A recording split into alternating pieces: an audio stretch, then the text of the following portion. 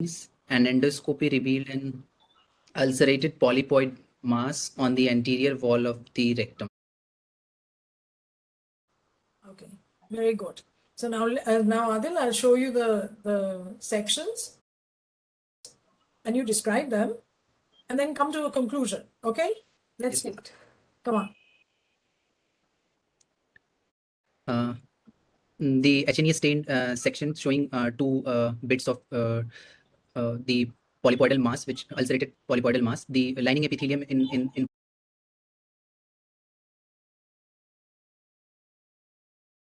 the bit is not there, which is in the right side, and on the left bit there is some small partial lining is there.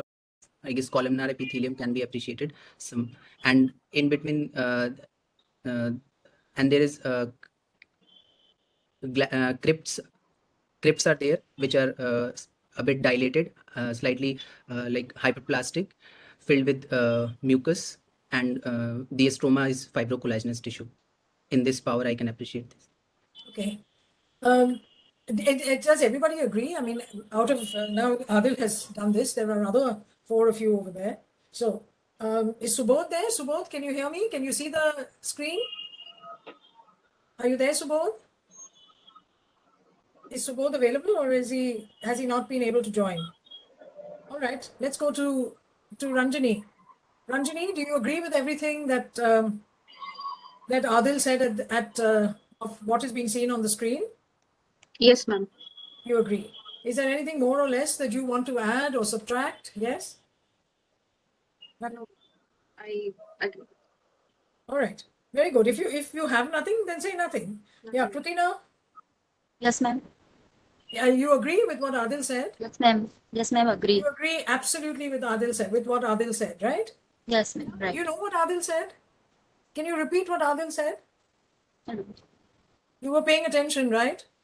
Yes. Yeah, so tell me, what did Adil say? Smear show the two bit of tissue. On the right side, there is no epithelial lining, and on the left side, there is an epithelium, mostly columnar epithelium. The crypts are seen, and mucus filling glands are polypoidal mass. I see. Okay. He didn't quite say that, but anyway, more or less what he said. What about you, Annapurna? Ma'am, in the right side bit, we can see some muscle fibers.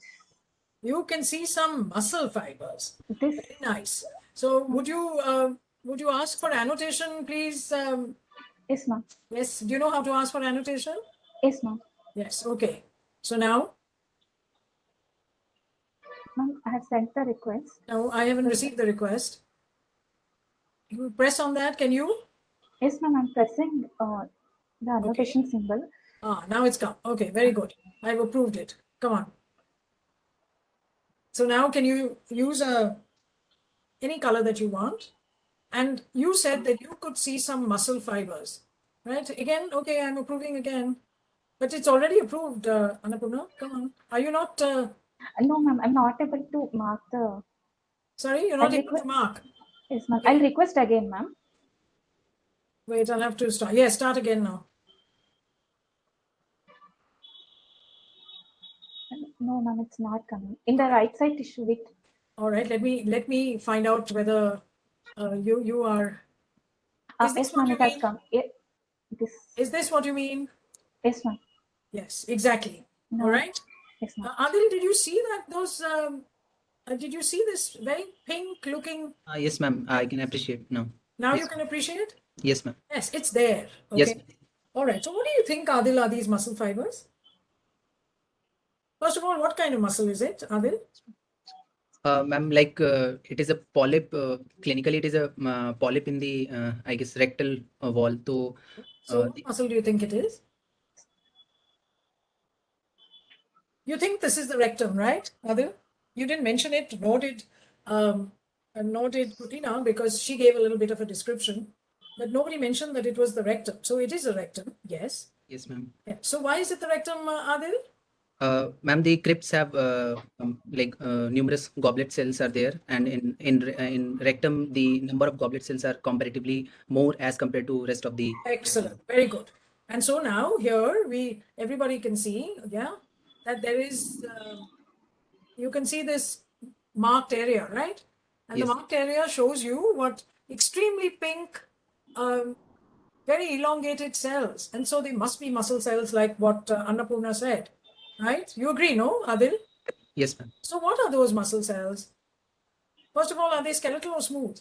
Smooth muscles. Smooth muscle cells. So what muscle, from what what muscle layer of the rectum are they?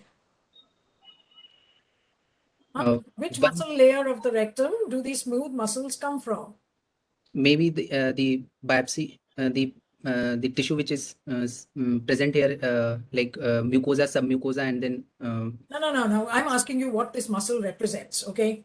Okay. And you say it has come from the tissue. Of course, it's come from the tissue, and we have Then, ma'am, established that this is the rectum. the mucosal layer, the muscle present in the mucosa. Called?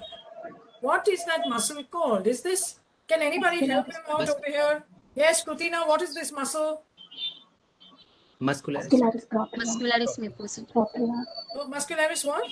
Mucosa. Muscularis mucosae. Yes. So you're seeing a portion of the muscularis mucosae over here, all right? And so you've got the rectum, you've got crypts, yes? And I think what you mentioned, Adil, was that some of the crypts are dilated. Is that all you can say about the crypts? They are not Crypts are only dilated? they are dilated, and their shape is also, the architecture of the crypts is a bit distorted, like few. So the architecture is distorted. And also in one of the crypt I can say ki might be there is branching or something like. All right, so they may be branching. Adil, if you want to try and ask for annotation, see if you Yes, can do ma'am, it. I have There you are. All right, come on, now show me. Where do you find the branching?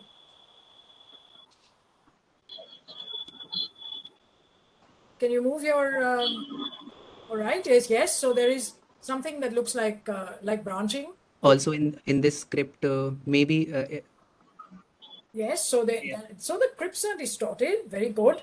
They are branched. Okay. Now you have had, I don't know if all of you attended, because some of you said that you didn't have the opportunity to attend all. And Adil, did you attend the talk on gastrointestinal mucosal biopsies?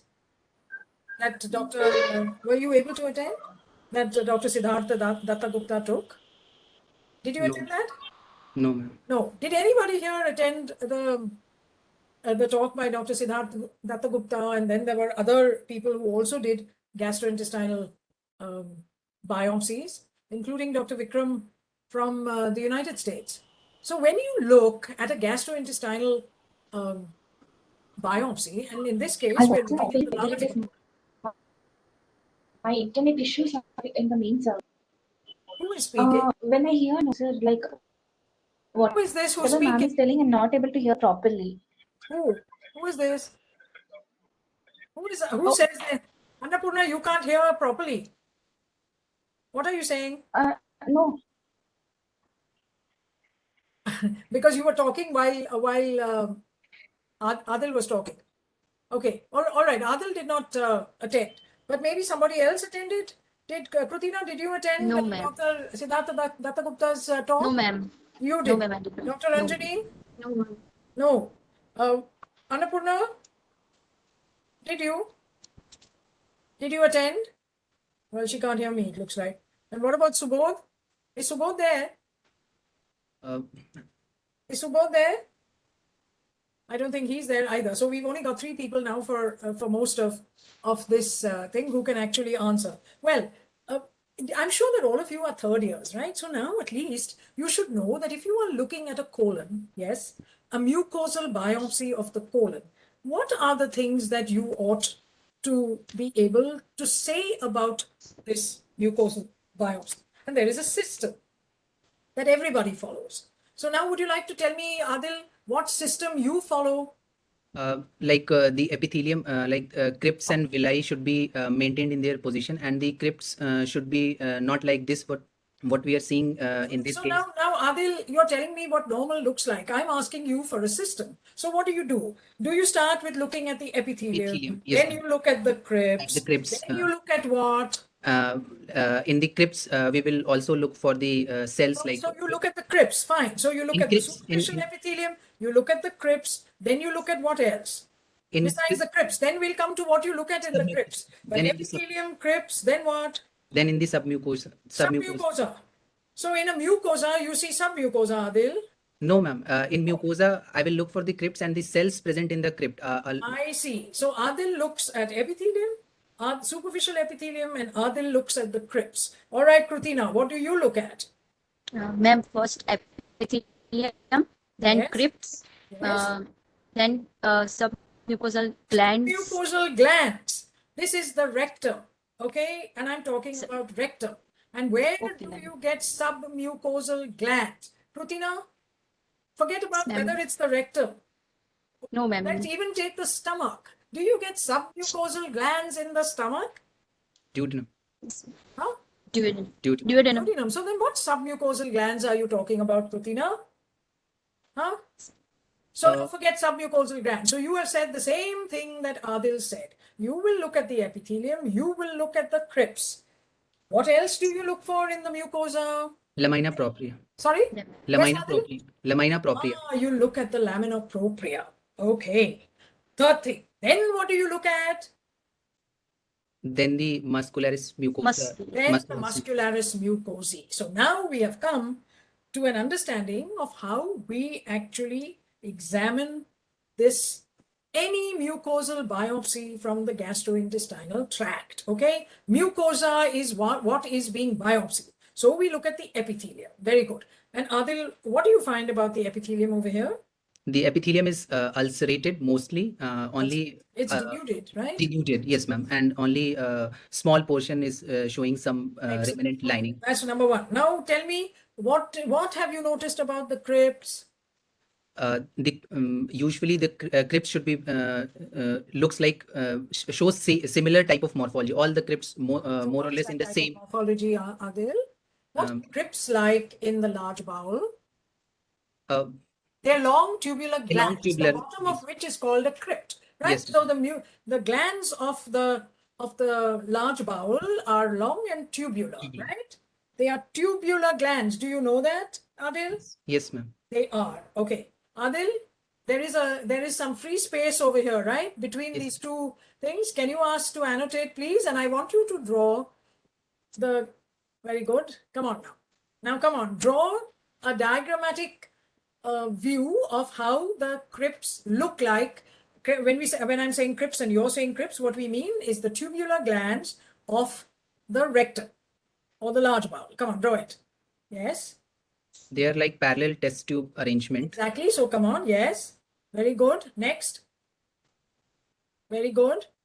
And the glands are arranged like. Go on. Doing. Okay. Yes, ma'am. Glands. They're not glands. They are cells. Okay. Yes. They're secreting cells. Those are goblet cells. So yes. Now everybody has seen what he has drawn. I assume, Adil, that you are saying that this is the surface epithelium, right? Yes, ma'am. All right. Very good. Does everybody agree? Now, let me ask Annapurna. Has he drawn this accurately? The epithelium, like villi, will be there in the. There should be villi. Where? In the rectum? There should be villi in the rectum? No, the crypt in rectum there will be crypts only. Only the villi. Only glands, tubular glands, right? So we're talking about rectum. So I'm asking you now. Has he drawn this accurately? Annapurna, is this accurate? Annapurna is not there. All right. Let's ask Krutina. Is this accurate? Yes, ma'am. Accurate. Okay. What about you, Ranjani? Yes, ma'am.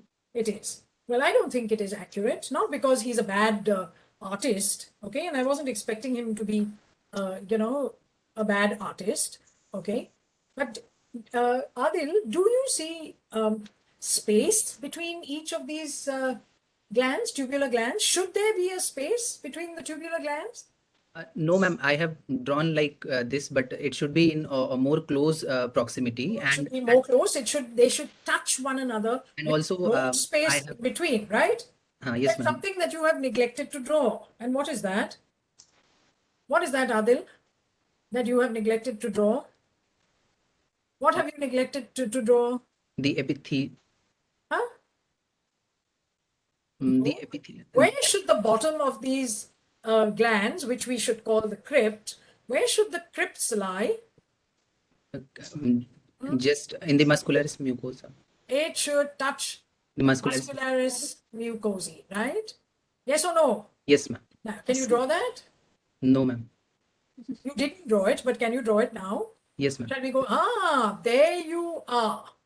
So each of these glands, which are long and tubular, and they should be of the same size, they should be approximated to each other, which means they abut one another, and they should lie with their crypts, that is the deepest portion of the gland, should lie on the muscularis mucosae. Now, Adil, okay? Yes, ma'am. You have drawn this. Now, please tell me how you will describe the crypts that you see in this picture over here. In this picture, the crypts are of variable size. Yes. And the architecture is distorted, and some of the crypts showing branching also, Very good. and some are a bit dilated as compared to other, so not maintaining the tubular structure. The Well, test it may tube, be test tube maintaining like the tubular structure, Adil, but this is an not oblique maintaining- cut. Okay, not so you don't know. But at yes. least on the left-hand side picture, you can see a nice epithelium on top, and And- as far as possible, we believe that this is a perpendicularly placed Yes. section. Okay, so now tell me, what is wrong over there with the crypts? We have described how crypts should be. Yes, long, tubular, no space between them. Correct? Yes, ma'am. And their crypts, the crypt should lie, or the deepest portion should lie on the muscularis mucosae. Now tell me, what's happened on the left-hand side? The crypts are What? shortened, Of course, they're not only shortened, and they they're are irregular, and their crypts have been lost, haven't they been? yes. Look at, they should be all one next to the other, close to one another, etc. Even if you see them cut obliquely, you will see all the circles or the oval shapes when it is obliquely cut should be absolutely next to one another without any space in between. But it isn't so, right? So crypts have been lost. When we say crypts, the glands have been lost. Okay, so you can see that they're distorted, they are lost, they are shortened. That's what you're seeing in both these sections over here. Very good. So now you talked about what's happening with the crypts. Do you think there is loss of mucin in the crypts? Because that's the other thing that we have to see. Do you think that there's loss of mucin, Adil? Ma'am, mucin is, I guess, present in many of the crypts. Mucin is present in many of the crypts. Okay. Some of them, in some of the crypts, only I can see they are less. Otherwise, the mucin is present in all of the crypts. Okay, so for all practical purposes, mucin is more or less present in whatever crypts that there are. You see goblet cells are seen. You're not seeing what we normally call loss of mucin and what we call regeneration. And Annapurna pointed out, unfortunately, she's disappeared, and I can't raise her on the, if she's there, she will say, yes, I'm here, but she's not here. And she pointed out something very interesting. She pointed out that there was this area here. You can see this area. Yeah, and it goes here too. You can see the same pink cells over here, all over here, and that's part of the muscularis mucosae. Now, it's quite possible over here that the muscularis mucosae has been transversely or obliquely cut, and therefore it looks irregularly placed in this mucosa. It is not the nice line that one sees in the normal muscularis in the normal mucosa. Agreed, Adil? Yes, ma'am. All right, good. Now, let's go to the next slide. What do you see here now? Can you see that muscularis mucosae Yes, ma'am. much better? Yes, ma'am. Yes, Okay, and very good. But you never told me anything about the lamina propria. So we said we should see epithelium, we should see crypts, we should see yes, ma'am. yes, the lamina propria. Now, what is this normal lamina propria? Is this abnormal lamina propria? Come on, Adil. We can't go on forever, and this is a spot quiz. Ma'am, there are some, in this power, I can only say some inflammatory cells are there in the lamina propria, but I cannot appreciate. You can't appreciate anything else. Very good. Krutina, what do you want to say about the lamina propria? Ma'am, I can't appreciate properly. You can't appreciate anything. Okay. Ranjani. Same with me, ma'am. I too can't You appreciate can't. it. You appreciate nothing about this lamina propria. I feel very sorry for you. What is the normal lamina propria of the rectal mucosa like? Ma'am, Yes, tell me. If you had to describe the lamina propria of the rectum, or for that matter, the colon, or the small intestine, or the stomach, what does the lamina propria, how would you describe it? it should be lymphocyte rich intraepithelial. Lymphocytes are there in the Lymphocyte rich. That is what the lamina propria should be. Normal lamina propria.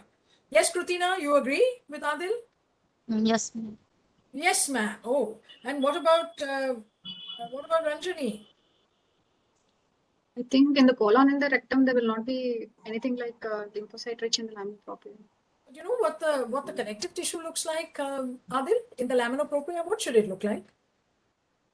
Any lamina propria that you see in the gastrointestinal tract, I'm not talking about the esophagus because it doesn't have a lamina. Yes, all the way from the stomach to the rectum. What is that lamina propria like? Poonam, is anybody answering in the chat box? What Loose lamina connect- propria Loose should be? connective Yes, tissue. please tell me, so that Loose Adil, connective etc., tissue. can be prompted. What are they saying about the lamina propria? Yes, ma'am. It Dr. has Didi has loose answered connective loose tissue. connective tissue, Loose connective tissue. All right. Anybody else? glands and loose connective tissue. Many are answering loose connective tissue. Absolutely.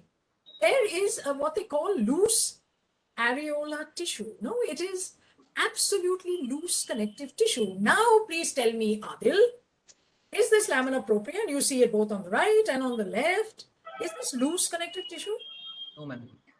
Oh, so it's not. So what is it then, Adil? What has happened to the loose connective tissue? Maybe some fibrocollagenous tissue can be there. There is something with there. It has become fibrous. So there is fibrosis of the lamina propria. And this is something that you should be able to appreciate. And that's why it is so important to know what normal structures look like. And this is the rectum, okay? And what you must have a picture in your head as to how a normal rectum looks like. And those who were answering in the chat box were absolutely spot on. The lamina propria, whether it is in the stomach or in the small intestine or in the rectum, is loose. Okay, you see it that there is a kind of transparency to this lamina propria. There is loose areolar tissue. This is absolutely opaque. It's opaque. Why? Because it is fibrotic. And not only is it fibrotic, but you are seeing the fibers of the muscularis mucosa, which Annapurna very correctly identified. The fibers of the muscularis propria are actually running in between. Can you see them running in between the crypts? Here you can see them down here, but there they are. Look at these fibers. They are all intermingling with the crypts, and it's everywhere. You can see right up to, not only in this area, but in many areas you see that there is fibrosis, and there is the muscularis mucosae is splaying. The meaning of the word to splay is to fan out. So they are fanning out into this lamina propria, and they are present between the crypts. Do you appreciate that now, Adil? Yes, ma'am. So there you are. If you can see my cursor, you can see that these things are Yes, ma'am. all in between this. So that's another very important observation that has to be made. So we talked about the crypts. You can see the branch crypts. You can see the distorted crypts. You can see the space between the crypts, which means that there is loss of crypts, and you're seeing the splaying of the muscularis mucosae. Now you can see it better at high power. Adil, Yes. can Yes, everybody ma'am. see it now? Yes, ma'am. Yes, ma'am. Yes. Yes, ma'am. Excellent. Very, very good. All right. You can see it even better over here. Loss of crypts, fibrosis of the lamina propria, the loose areolar nature of this lamina propria is gone. And of course, yeah, there are some inflammatory cells, but you guys were not paying attention to the quality of the lamina propria. You were only interested in looking at whether or not there were inflammatory cells. Yes? So now, Adil, look at this. There is so much to see and to observe apart from, oh, I can see this and I can see inflammatory cells. Do you appreciate the fibrosis of the lamina propria now, Adil? Yes, ma'am. Yes, you do. Do all of you do? Yes, ma'am. Excellent. Has Annapurna joined again? Yes, ma'am. Ah, you have joined. Very good, Annapurna. Do you now appreciate your smooth muscle and how it is? It's Playing out. it Yes, is ma'am. ramifying between these crypts and Yes. yeah, and the tubular glands. Has Subodh come back? Subodh, are you there? I think he's having difficulties. Not yet. Okay, so we have 4 people. Now that we have made all these observations, what is the diagnosis? Start with Adil and then we'll go to the others. Chalo. Ma'am, it could be a solitary ulcer. Solitary rectal ulcer. Very good. What do you think, Prutina? Ma'am, solitary rectal ulcer. Solitary rectal ulcer. All right. What about Annapurna? A solitary rectal ulcer, ma'am. Excellent. And Ranjani? Solitary rectal ulcer, ma'am. Very good. So, you know, this is just a way of analyzing this whole thing. What was the most crucial decision that had to be made? All right. This appeared to be polypoidal on endoscopy. It looks distorted, okay, on histology. And many people might make a diagnosis because they see the lamina propria and these glands appear to be infiltrating the lamina propria, may make a diagnosis of neoplasia, but this is not neoplasia, okay? This is non-neoplastic. Now, whenever you are looking at any lesion, this is one of the schemas that you could use to try and make a diagnosis if you are not sure what is happening. Okay, otherwise we look at the thing, we make observations, and like in this case, I think once we had the right observations, the diagnosis was not difficult, okay? So otherwise we ask, congenital or acquired? If it is acquired, is it physiological or is it pathological? If it is pathological, then we come to the next question. Is it neoplastic or non-neoplastic? In this case, we have come to the conclusion there is nothing that looks neoplastic over here.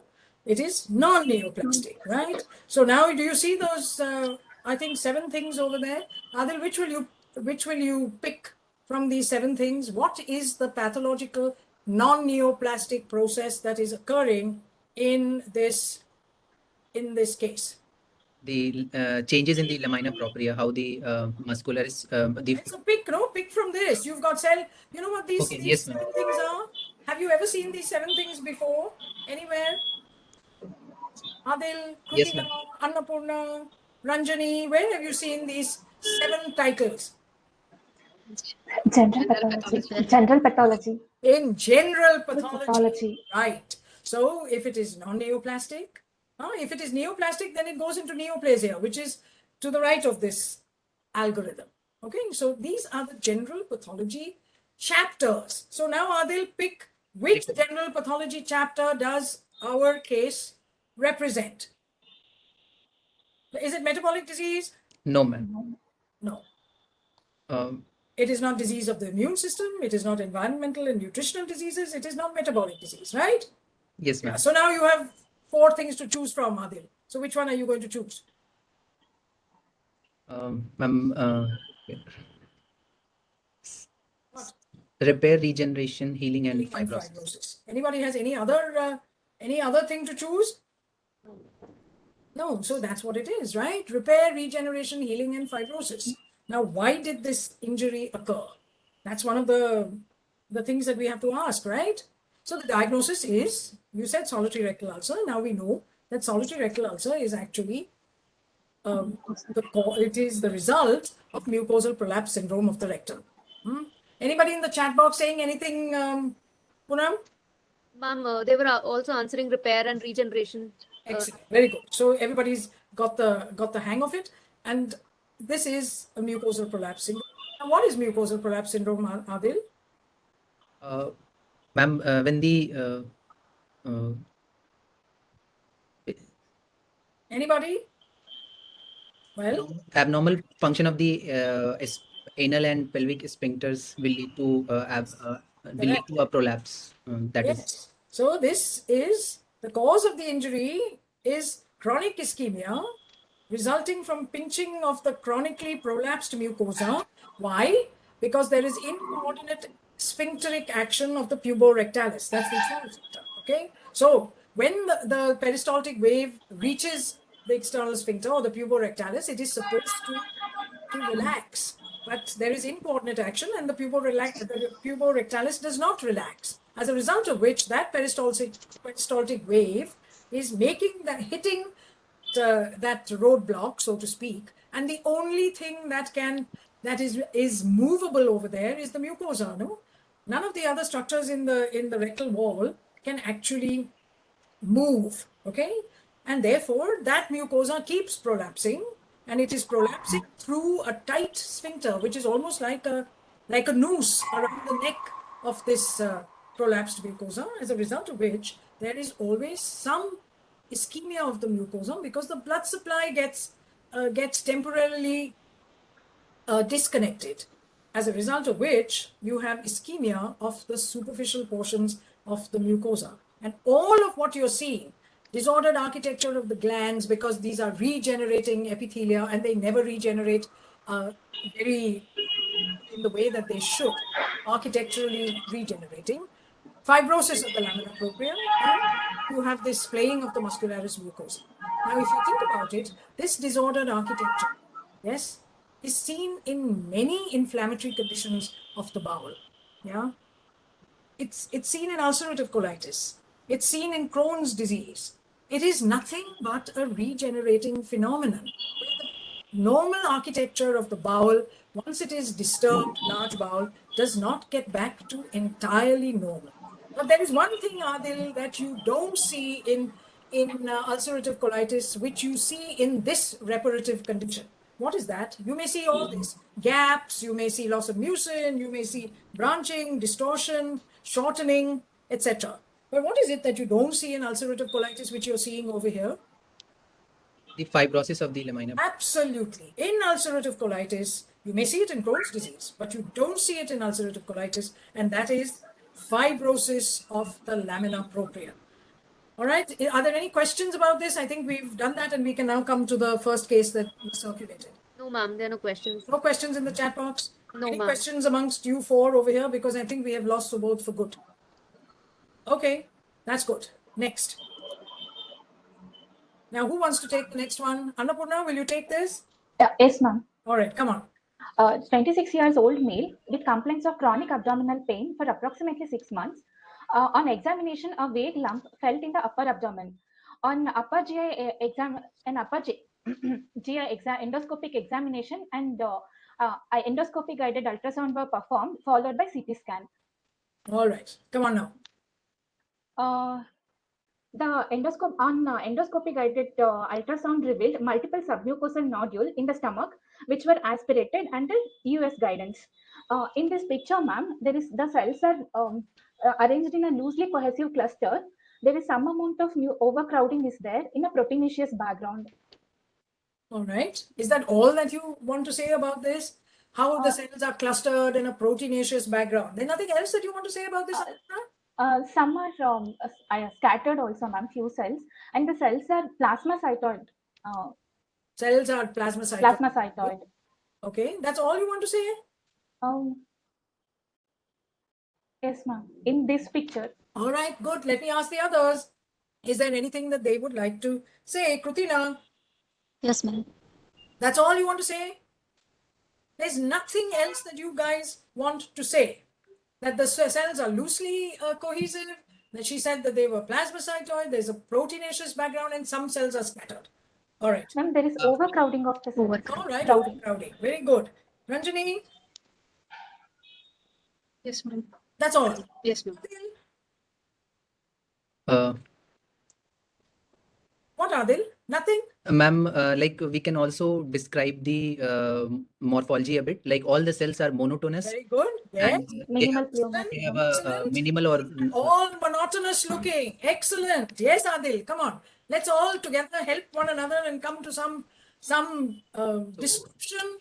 So discohesive, yes. discohesive cluster and singly scattered, having monotonous population of cells with a wispy cytoplasm, plasmacytoid, giving a plasmacytoid appearance with minimal or no atypia in this. Yes, so they are monotonous. There is minimal or no atypia. You don't want to even say anything about the nuclei. What cell only has got wispy cytoplasm and looks plasmacytoid? There's nothing about. You realize that this is cytology?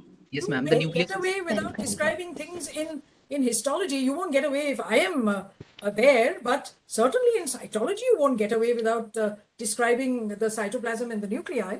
Yes, ma'am. So now, Adil, you're on it. No, Annapurna didn't think it was worth describing the nuclei. Now you tell her what kind of nuclei there are. In the next slide, the nuclear But you can't features. see the nuclei here?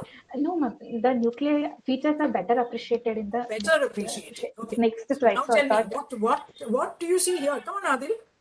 So the nucleus is round to Absolutely round, yes. and having a homogeneous bland chromatin with Excellent, yes. and in this power we cannot comment on nucleolus. You can't, okay. But it has a defined, you can see that defined nuclear membrane. Can you or can you not? Yes, ma'am. yes, ma'am. There is a defined nuclear membrane. It is, they are round, yes, of course. And there is a bland chromatin. In fact, you can hardly see anything in this as far as chromatin is concerned, right?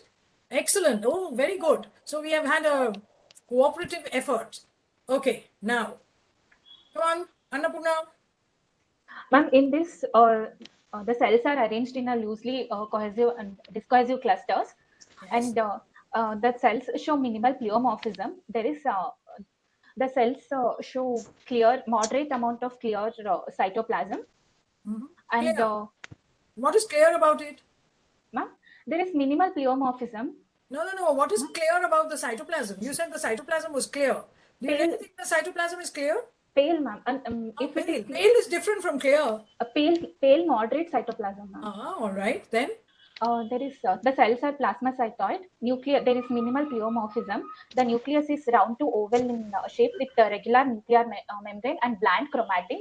And a few of the cells show grooving, ma'am. so there is some clefting or grooving in some of the cells. Some of the cells. Yeah, and if you look carefully, maybe you see something that looks like a tiny little nucleolus, or Yes, maybe ma'am. there's a chromocenter or something of that sort, right? Yes, Most ma'am. of the cells are in flat sheets.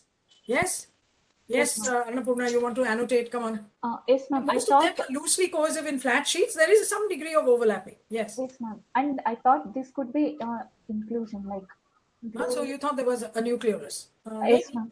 I don't know. There are other areas also that seem to have some nucleolus or something over there. Yes, ma'am. Fair enough. Okay. So now we have seen this, that these are in flat sheets. There are also cords. You can see the cord-like structure. Yes. There you can see this cord-like structure, and then cells that are cohesive, loosely cohesive, and some of them are overlapping. Excellent. Now come on, Annapurna. You can see the singly scattered cells. The singly scattered plasmacytoid cells having pale, moderate cytoplasm and bland-looking regular nucleus. Ma'am, I thought these are these intranuclear inclusions could be. Intranuclear inclusions. Ma'am, I don't think so. No. What is more likely is, what is more likely that you have a defined nuclear membrane. Isn't that right? Yes. And these are all Giemsa stained slides, and not one of you mentioned that these were Giemsa stained slides. Okay, so they have a grayish pale cytoplasm. Can you see that? It's very gray, no? Grayish amphiphilic, if you wish, cytoplasm. And you're right, they're round or they are oval. If you cut this nucleus transversely, you will see that it is round. Okay, and you did see a few, sort of grooves in one or two, but you're not seeing them in this particular slide. All right. Now, what is this stain, Annapurna? Pap stain. The Pap stain. All right. So now, what are you seeing over here? Again, plasmacytoid cells and few inflammatory cells, ma'am. Neutrophils. Few inflammatory cells. Yes, what are those inflammatory cells, Baba? Neutrophils. Neutrophils. So are they inflammatory? Every time I see an inflammatory, a neutrophil, does that mean that there is inflammation? No. No. So where have these neutrophils come from, Annapurna? It could be from the blood-derived cells also, ma'am. Yeah, obviously they're from the blood, right? Yeah, they're from the blood. There are so few neutrophils over here that you're not going to talk about this being inflammatory. I hope all of you agree, and you will not talk about inflammatory cells. It really frustrates me when I hear people talk about inflammatory cells. All right, Annapurna, what do you think? Ma'am, for this, I couldn't come to any conclusion. You couldn't come to a conclusion, but at least you have to try, right?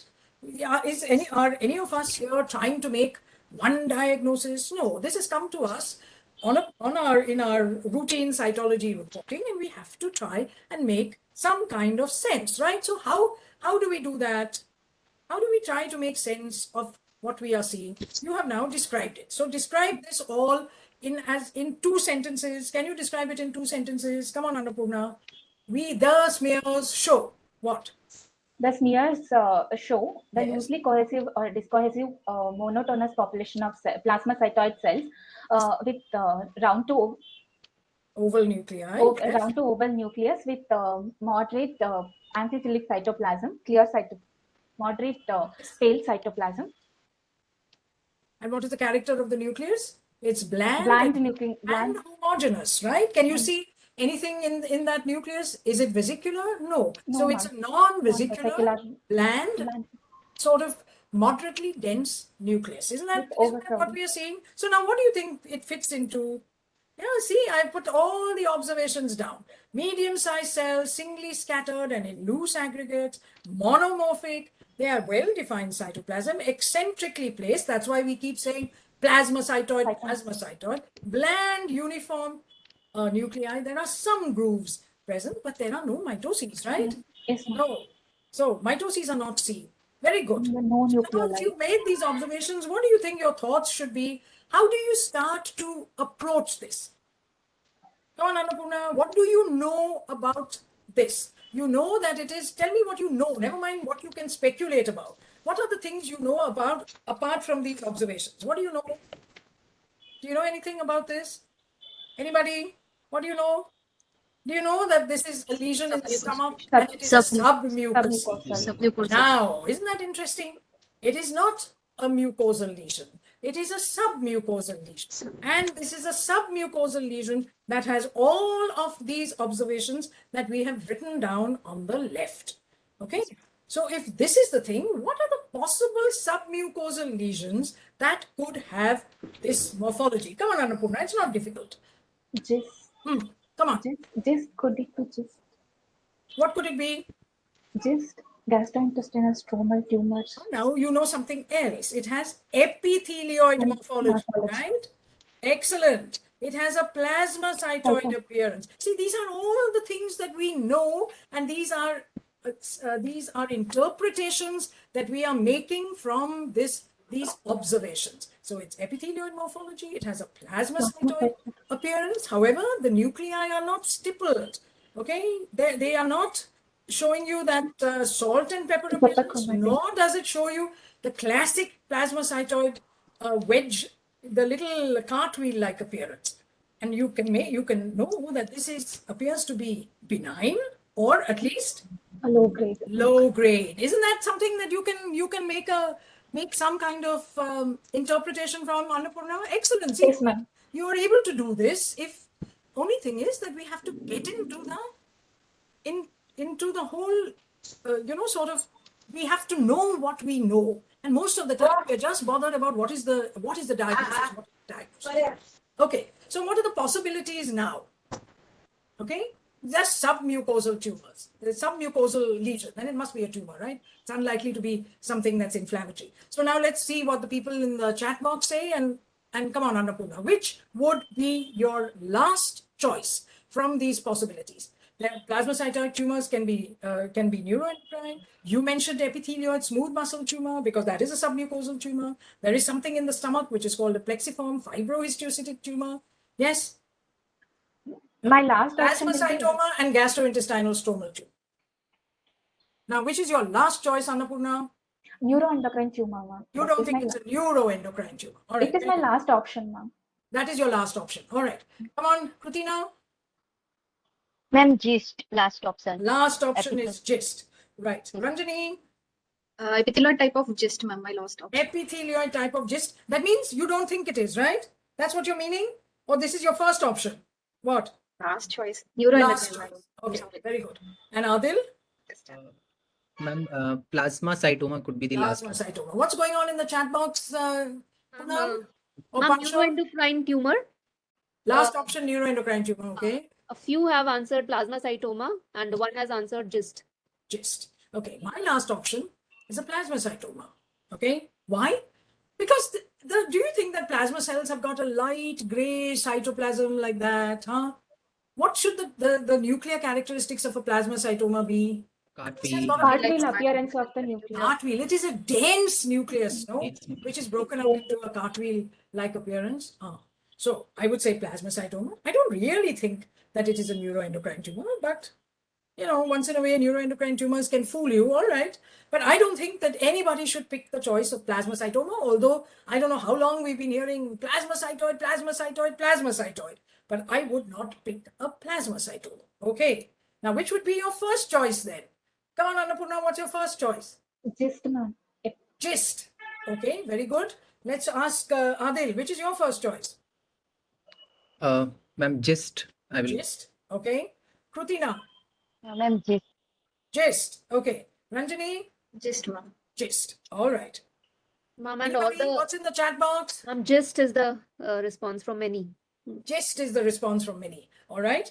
The choice of the person who sent this to us was neuroendocrine tumor because of the plasmacytoid appearance and the fact that there were multiple nodules in the stomach on endoscopy. Okay. Anyway, this patient had a CT scan. Now here is the CT scan, and you see this tumor, which is large. Okay. And there were multiple nodules as well as this one large tumor in the stomach wall. Excellent. So somebody put in a needle. You can see the needle over here in the bottom picture. There's the needle tract, and it has gone into this tumor. And here is the tumor. Come on, Annapurna. What do you see? What do you see over here? Ma'am, there are two photomicrographs. Yes. In one, there are tumor cells. The lower magnification of the left side picture is lower magnification. In lower magnification, we can see the tumor cells. Yes. And some fibrous tissue. Does it look, Annapurna, just like what you saw in the smears? Ma'am, the higher magnification looks like the. Yeah, and then what about the lower magnification? Doesn't look like what you saw in the smears? Of course, it looks like they're loosely cohesive, epithelioid looking cells or with a plasmacytoid appearance. It looks exactly like that. And it's got this, you can see the cytoplasm because we saw it in the Giemsa and we saw it in a PAP. But in an H&E, you can see that this cytoplasm is not amphiphilic, nor is it grayish. What is it? It's pink. Eosinophilic. It's extraordinarily pink. Okay, so this has an epithelioid appearance. It's got this plasmacytoid eccentrically placed nucleus. Okay, and some of the cells have got an elongated appearance. You see that? And I don't think that this is just a crushing or a whatever artifact. You can see that in this little group that is present over here. Okay, right. So what is the diagnosis now? We made our observations, and if you look at it, except for saying that there is an eosinophilic, well-defined eosinophilic cytoplasm, we have not changed our description from what we saw in the smears. Yeah, you know, there is a very important point that I'm trying to make. Okay, everybody buys books. Yeah, you all buy books. Annapurna and Adil and Krutina and Ranjani, you all buy books? Yes? Yes, ma'am. Right. Do you buy cytology? Have any of you buy cytology textbooks? Have you bought? Or Yes, ma'am. Oh, Yes. yes. So who Yes, has ma'am. bought? All of you have bought? Yes, ma'am. Yes, ma'am. Now I have some advice for you. Okay. Cytology textbook is expensive, right? How much does it cost? Anyone can tell me? 8K, ma'am. 8,000. 8,000 bucks. Yes. So, you know, I used to tell people that you should burn your cytology textbooks because if you have them, you consult them all the time. Yes. And it is not a good idea to consult your cytology textbooks because we all know how histology looks, and we should be using our mental faculties to extrapolate from histology to cytology and from cytology back to histopathology. There is nothing that is so different about cytology. And if we don't do that, we are like, human beings who have lost their corpus callosum. Yeah, right brain, left brain. Left brain is histology, right brain is is cytology, and there's no corpus callosum, and that's why we read textbooks of histology and textbooks of cytology. And what have we learned over here? That there is really no difference. The histopathology has given rise to exactly the same appearances in cytology. Yes or no? Yes, ma'am. Yes, ma'am. Yes. So now, you can't burn the book. You spent 8,000 bucks on it. So what do you think you should do? You should, Correlate. oh no, I don't think you should go to the book at all. You should take that book, find some place, and lock it up in a deep, dark cupboard and throw away the key. Yes, because otherwise you'll be tempted to go and look at it. So what you should do is every time you have histology, think how will this look like if it is aspirated, whether it's a breast tumor or a thyroid tumor or a lymph node which has got TB or a salivary gland or any other thing. All right, every time you're looking at histopathology, mark my words, you just close your eyes and think, if I put a needle into this lesion, how will it aspirate? And every time you think that, when you see an aspirate, you think backwards and say, I wonder how this will look like in histopathology. And since you have been doing this exercise all the time, histopathology to cytopathology, you have no problems going the other way. Okay? Fine. Now, so now we have our observations. We know what is the broad category of lesion over here that you would want to put it into. Come on, Annapurna, what would you choose? Epithelioid, mesenchymal, hematolymphoid, small blue cell, or can't say? Whenever I get a tumor, I try to put it into one of these categories. Whether it is cytology or histopathology, it doesn't matter. I like to think, what is the pattern of this tumor? So come on. Mesenchymal, ma'am. In You this would put category. it mesenchymal if you saw this histology. Excellent. Somebody else? Come on, Krutina. Ma'am, epithelioid. You would put it as epithelioid. Epithelioid. What would you put it as? Adil, you've disappeared? No, ma'am. Ma'am, epithelioid. Epithelioid. I see people saying, which means they can't choose between epithelioid and mesenchymal, right? Yeah, okay. Ranjani, Epithelioid. you'll choose epithelioid. And who's left now? Everybody's had their chance? Yes. So Ma'am, the and the trouble is, attendees also have answered epithelioid. epithelioid. Okay. I think that everybody knows it is not hematolymphoid and it is not small blue cell, right? Yes, ma'am. Yes. So you know that. You know it's not hematolymphoid, it's not small blue cell. But you are having problems with epithelioid, mesenchymal, and therefore you say, maybe I can't say. Some people want to say epithelioid, but at the same time, in the bottom of their hearts, they feel, it could be mesenchymal. I know that Adil had this problem because he thought about it for some time. Others were saying epithelioid, and Annapurna said mesenchymal. Okay? Very good. So this is the choice if somebody had to say. What was in the chat box, Poonam? An epithelioid. Epithelioid. Okay, very good. So broad category of lesion, I think we had two main things, epithelioid and mesenchymal. So now we have to go and find out what it actually is. No? So we have to do some immunohistochemistry. And what immunohistochemistry do we need to do for anything that's epithelioid? Yeah, we do cytokeratin, EMA. Somebody thought neuroendocrine, so maybe synaptophysin and chromogranin. Yes. And then if it's mesenchymal, there are four things that we always do and we should never neglect to do: smooth muscle actin, desmin, S100 protein, CD34. And because it is the stomach, we need to do secret and dog. Okay? So cytokeratin and EMA negative, no synaptophysin and no chromogranin. So now what do you think will come positive? Annapurna? What will come positive? Ma'am, SMA. SMA, all right. Anything else? SMA will come positive. All right, come on. She said SMA. Krutina? Ma'am, dog 1 or CD117. Dog 1 or CD117. Ranjani? Dog 1 or CD117. All right, and Adil? Um, What will come positive? and maybe dog 1 and CD117 only. So there you are. CD117, dog 1, this was an older case. We did CD34, it doesn't matter. You don't need to do dog 1 if you've got CD117, that's positive. So what is the diagnosis, Annapurna? What is it? Gist.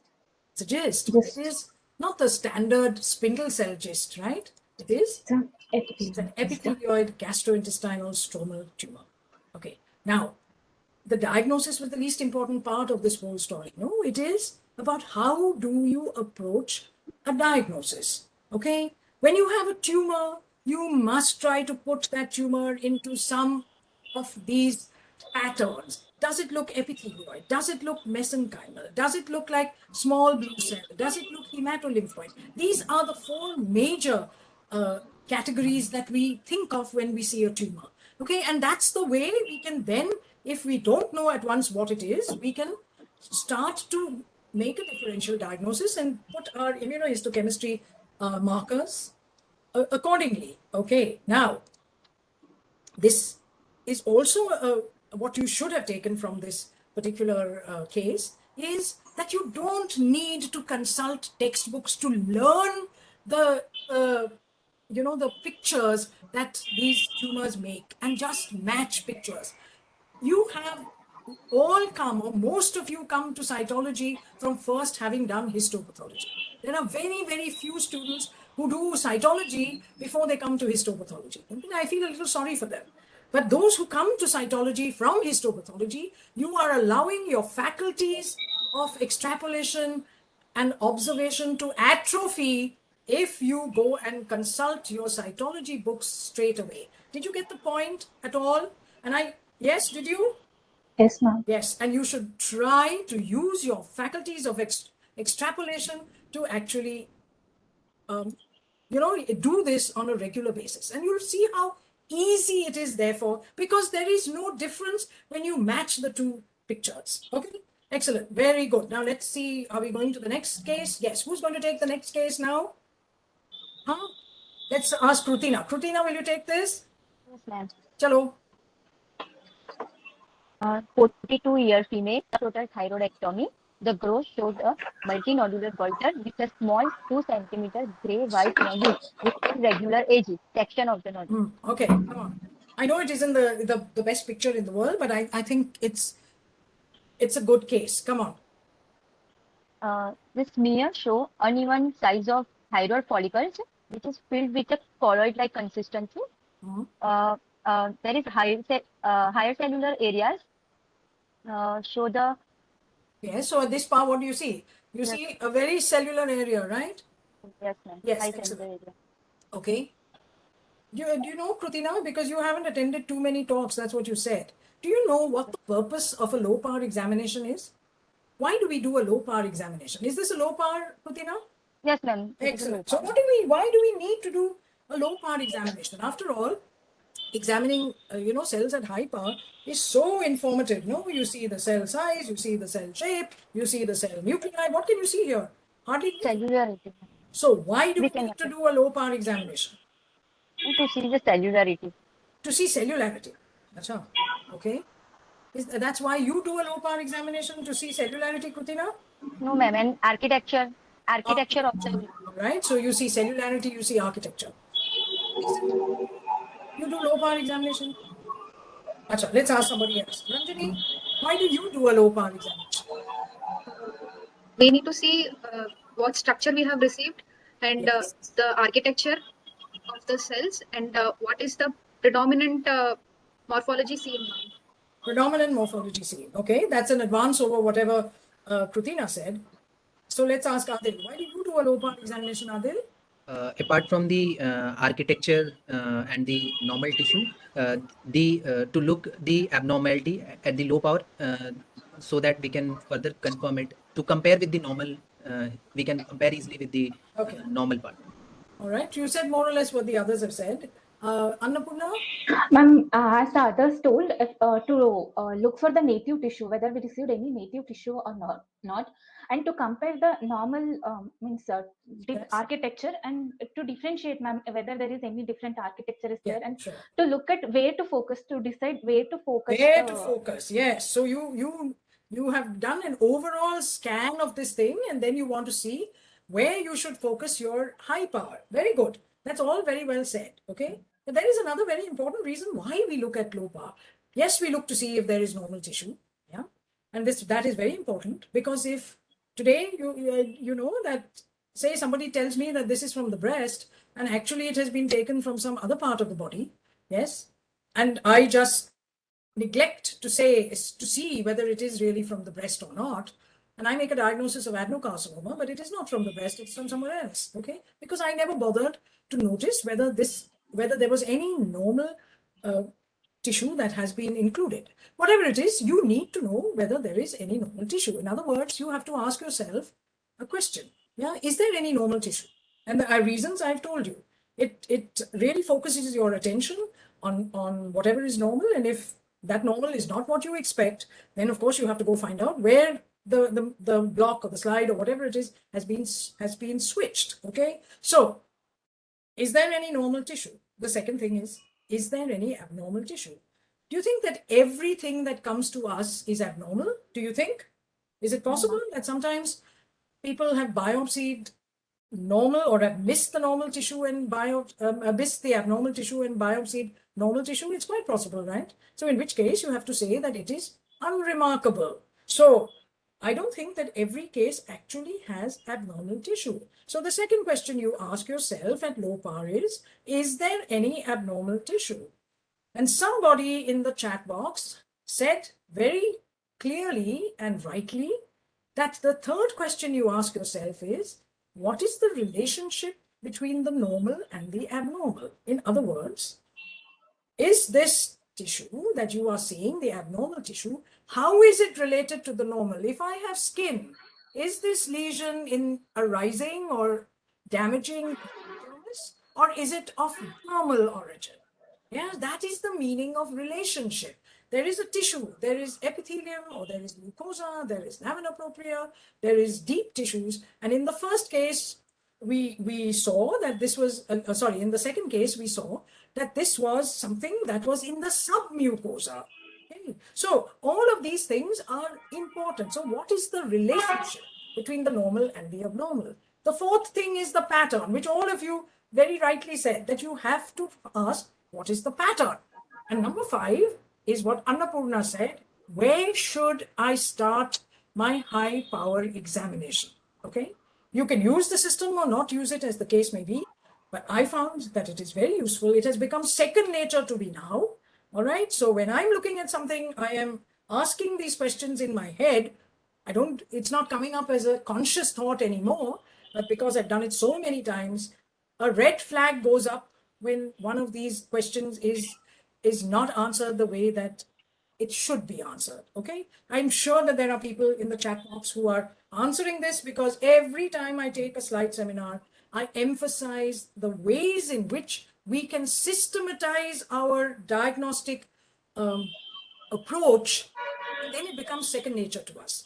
And all I tell you is, you may have a diagnostic approach which is different from mine, but whatever it is, please have a diagnostic approach and systematize it so that you are not higgledy-piggledy going all over the place, trying in each case a different system that you want to use. Okay, very good. So now tell me, Pratina, if you use this system, what will you say? Is there any normal tissue, Pratina? Yes, ma'am. Thyroid. There is thyroid. All right. Is there any abnormal tissue? What is the answer? Yes or no, Pratina? Yes, ma'am. Is there any abnormal tissue? Yes, ma'am. Oh, yes. Very good. What is the relationship of the normal to the abnormal?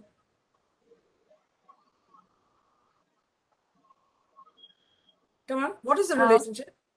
Ma'am, there is no boundary between normal thyroid follicle and higher cellular repeat. Excellent. So it looks as if there is a mingling of the thyroid and this abnormal tissue, right? There is abnormal tissue. You can see it. It's very cellular. You said so. Yes. And although it seems to be relatively circumscribed in one part, there is no clear distinction between the thyroid and this abnormality. Does everybody agree? Yes, ma'am. Yes. Very good. Okay. What is the fourth thing that you're supposed to answer, Tina? Question? We have done normal tissue. Is there abnormal tissue? Yes. What is the relationship? Yes. Now what? What's the fourth question? You have to ask yourself. Anybody else ask her? Yes. What's the fourth question, Adil? The architecture. Yes, pattern or architecture, whatever you want to call it, pattern. So now come on, Pratina, answer. What is the pattern that you are seeing? What's the pattern? Is there a problem about it? You know that Ma'am, this I is, don't. huh? You don't know the pattern? No, ma'am. This is the abnormality, right? All, Yes, ma'am. yeah, so now tell me the pattern. What's the pattern? Zone pattern, zonation. Zone pattern? No, I don't think that's the zone pattern. Come on, Adil, help her out. The abnormality is in diffuse sheet. Diffuse sheets. It's in sheets. Excellent. Adil, what's the definition of sheet? When do you call something a sheet? When they are arranged in a monolayered and in a uniform plane. In other words, a sheet is something that is patternless. Huh? Yes. Otherwise, you have nests and you have cords and you have trabeculae and you have clusters and you have sheaths and you have fascicles, all of them palisades. These are all patterns, right? When you don't have that, you call it a Diffuse sheets. Sheets. exactly. So now, Krutina, you know what is the pattern? What is it? Krutina, you disappear. Are you there? Yes. Yes. Yes, So what ma'am. is the pattern? Diffuse, ma'am. Diffuse sheet-like pattern. Diffuse sheet like. Yes, you don't have to just, sort of say what I say. Do you agree that this is a diffuse sheet? Yes? Or you don't agree, Rutina?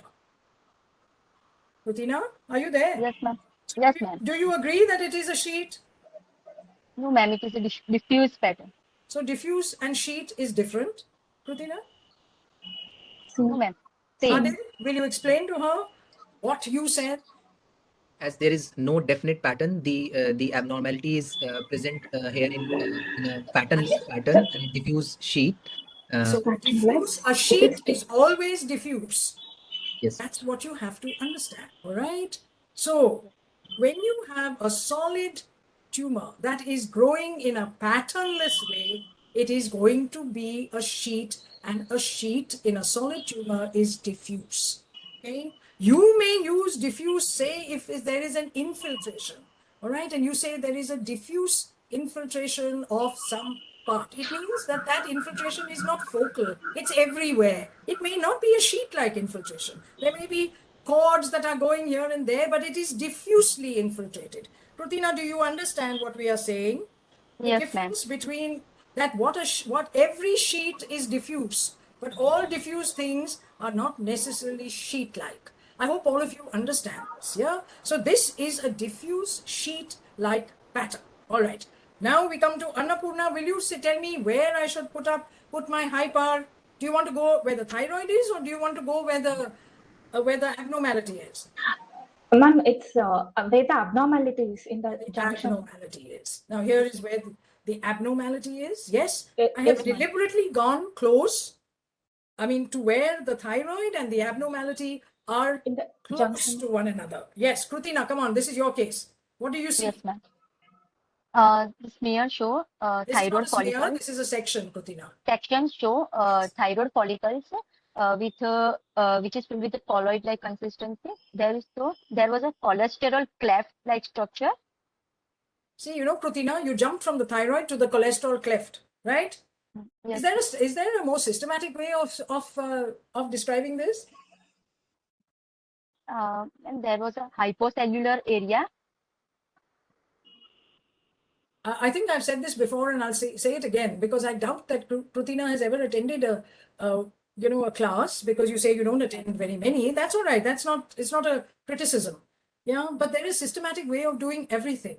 Yeah, and what is that systematic way, to make observations such that somebody who is not looking at the section, yeah, is still able to follow you as you are describing what you are seeing.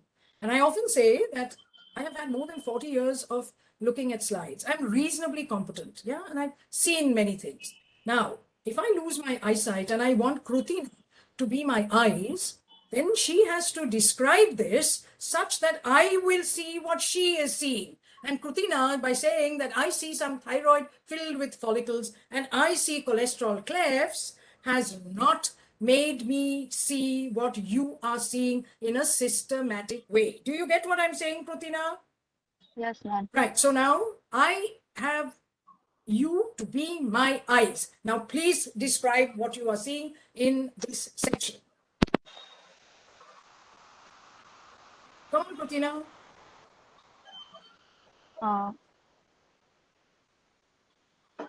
I cannot appreciate properly. You cannot appreciate properly. Come on, No, Ranjani. Sections show thyroid follicles of varying sizes, and there is a zone of pale eosinophilic uh, amorphous material, and beneath that there is a highly cellular area, and there is again a pale eosinophilic zone with some cleft-like spaces seen.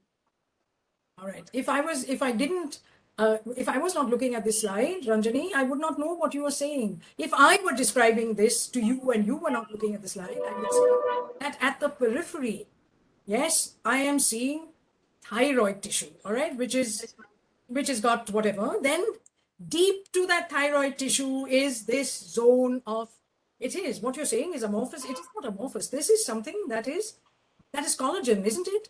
It's like almost like a capsule of collagenized, thick collagenized tissue, which is deep to the thyroid. And even deeper to that is this very cellular tissue. At the center of this lesion, you are seeing, that means deep to that, you are seeing a pale zone in which there are cholesterol clefts. So what am I seeing from the, you either describe from the periphery to the center or from the center to the periphery. Do you get my point, Krutina and Ranjani? yes, ma'am.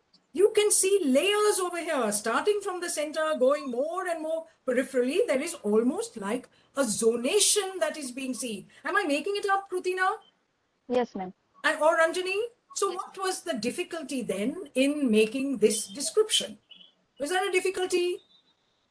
No. The answer is that we have never tried to be systematic in the way that we make our observations. So you need to practice a system. Okay, you get the point? Yes, ma'am. Tina? Yes. Yes. Annapurna, does that make sense to you? Yes, ma'am. Yes. Adil, Yes, ma'am. are you going to do it, or you're just going to listen, go back and start your higgledy-piggledy way all over again? I hope you don't do it in a higgledy-piggledy fashion, because you lose out. All right. Now, yes, Krutina, now. Description. And from normal thyroid follicles filled with the colloid.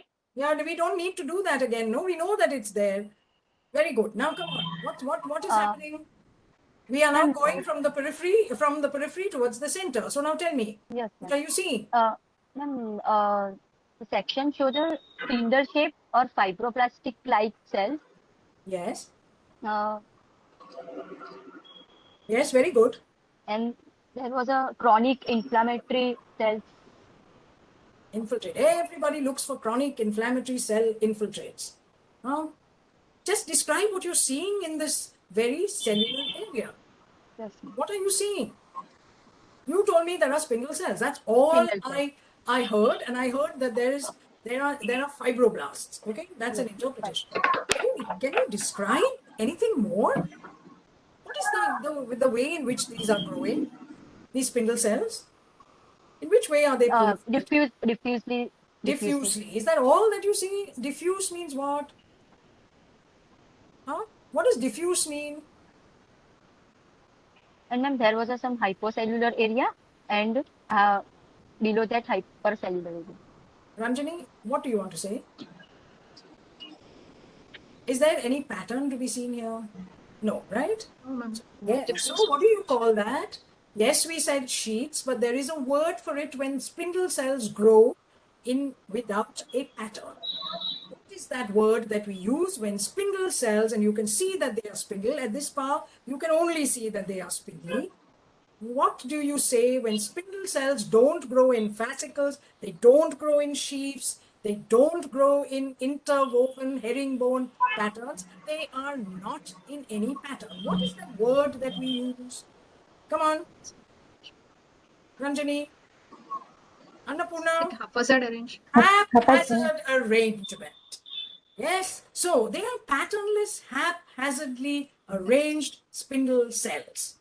Yes, now isn't that I keep telling you people that words have a meaning. Words trigger thoughts. Yes, just saying spindle cells and, I see some fire. It doesn't help you. If you use the appropriate word in your head, in your description, it will trigger a thought. Okay, so hold that thought. These are spindle cells, and there is a fibroblastic stroma. You can see that because it's here. This is at the periphery of there is the thyroid. Then you can see this collagenous stroma, and you can see haphazardly placed spindle cells. Very good. Now, Krutina, we've gone from the periphery towards the center. And what do you see here? Section show hypocellular and hypercellular area. In hypocellular area, cholesterol clefts are seen. Surrounding the cholesterol clefts, some inflammatory cells are seen. Right, And so towards the right of the section is the hypocellular area. Hypocellular area. Yeah. And And on the what does left, it contain? it contains lymphocytes. Lymphocytes. What is the major content that you see in this area? What is the major content that is there? Neutrophils. Ma'am, I cannot appreciate properly. Really? It's a pink amorphous material. Who said that? Me. Annapurna said pink amorphous material. Material. Every time that Krutina says, I cannot appreciate, Krutina, you are trying to look at the cells. There is a lot more to see to what you are looking at than cells.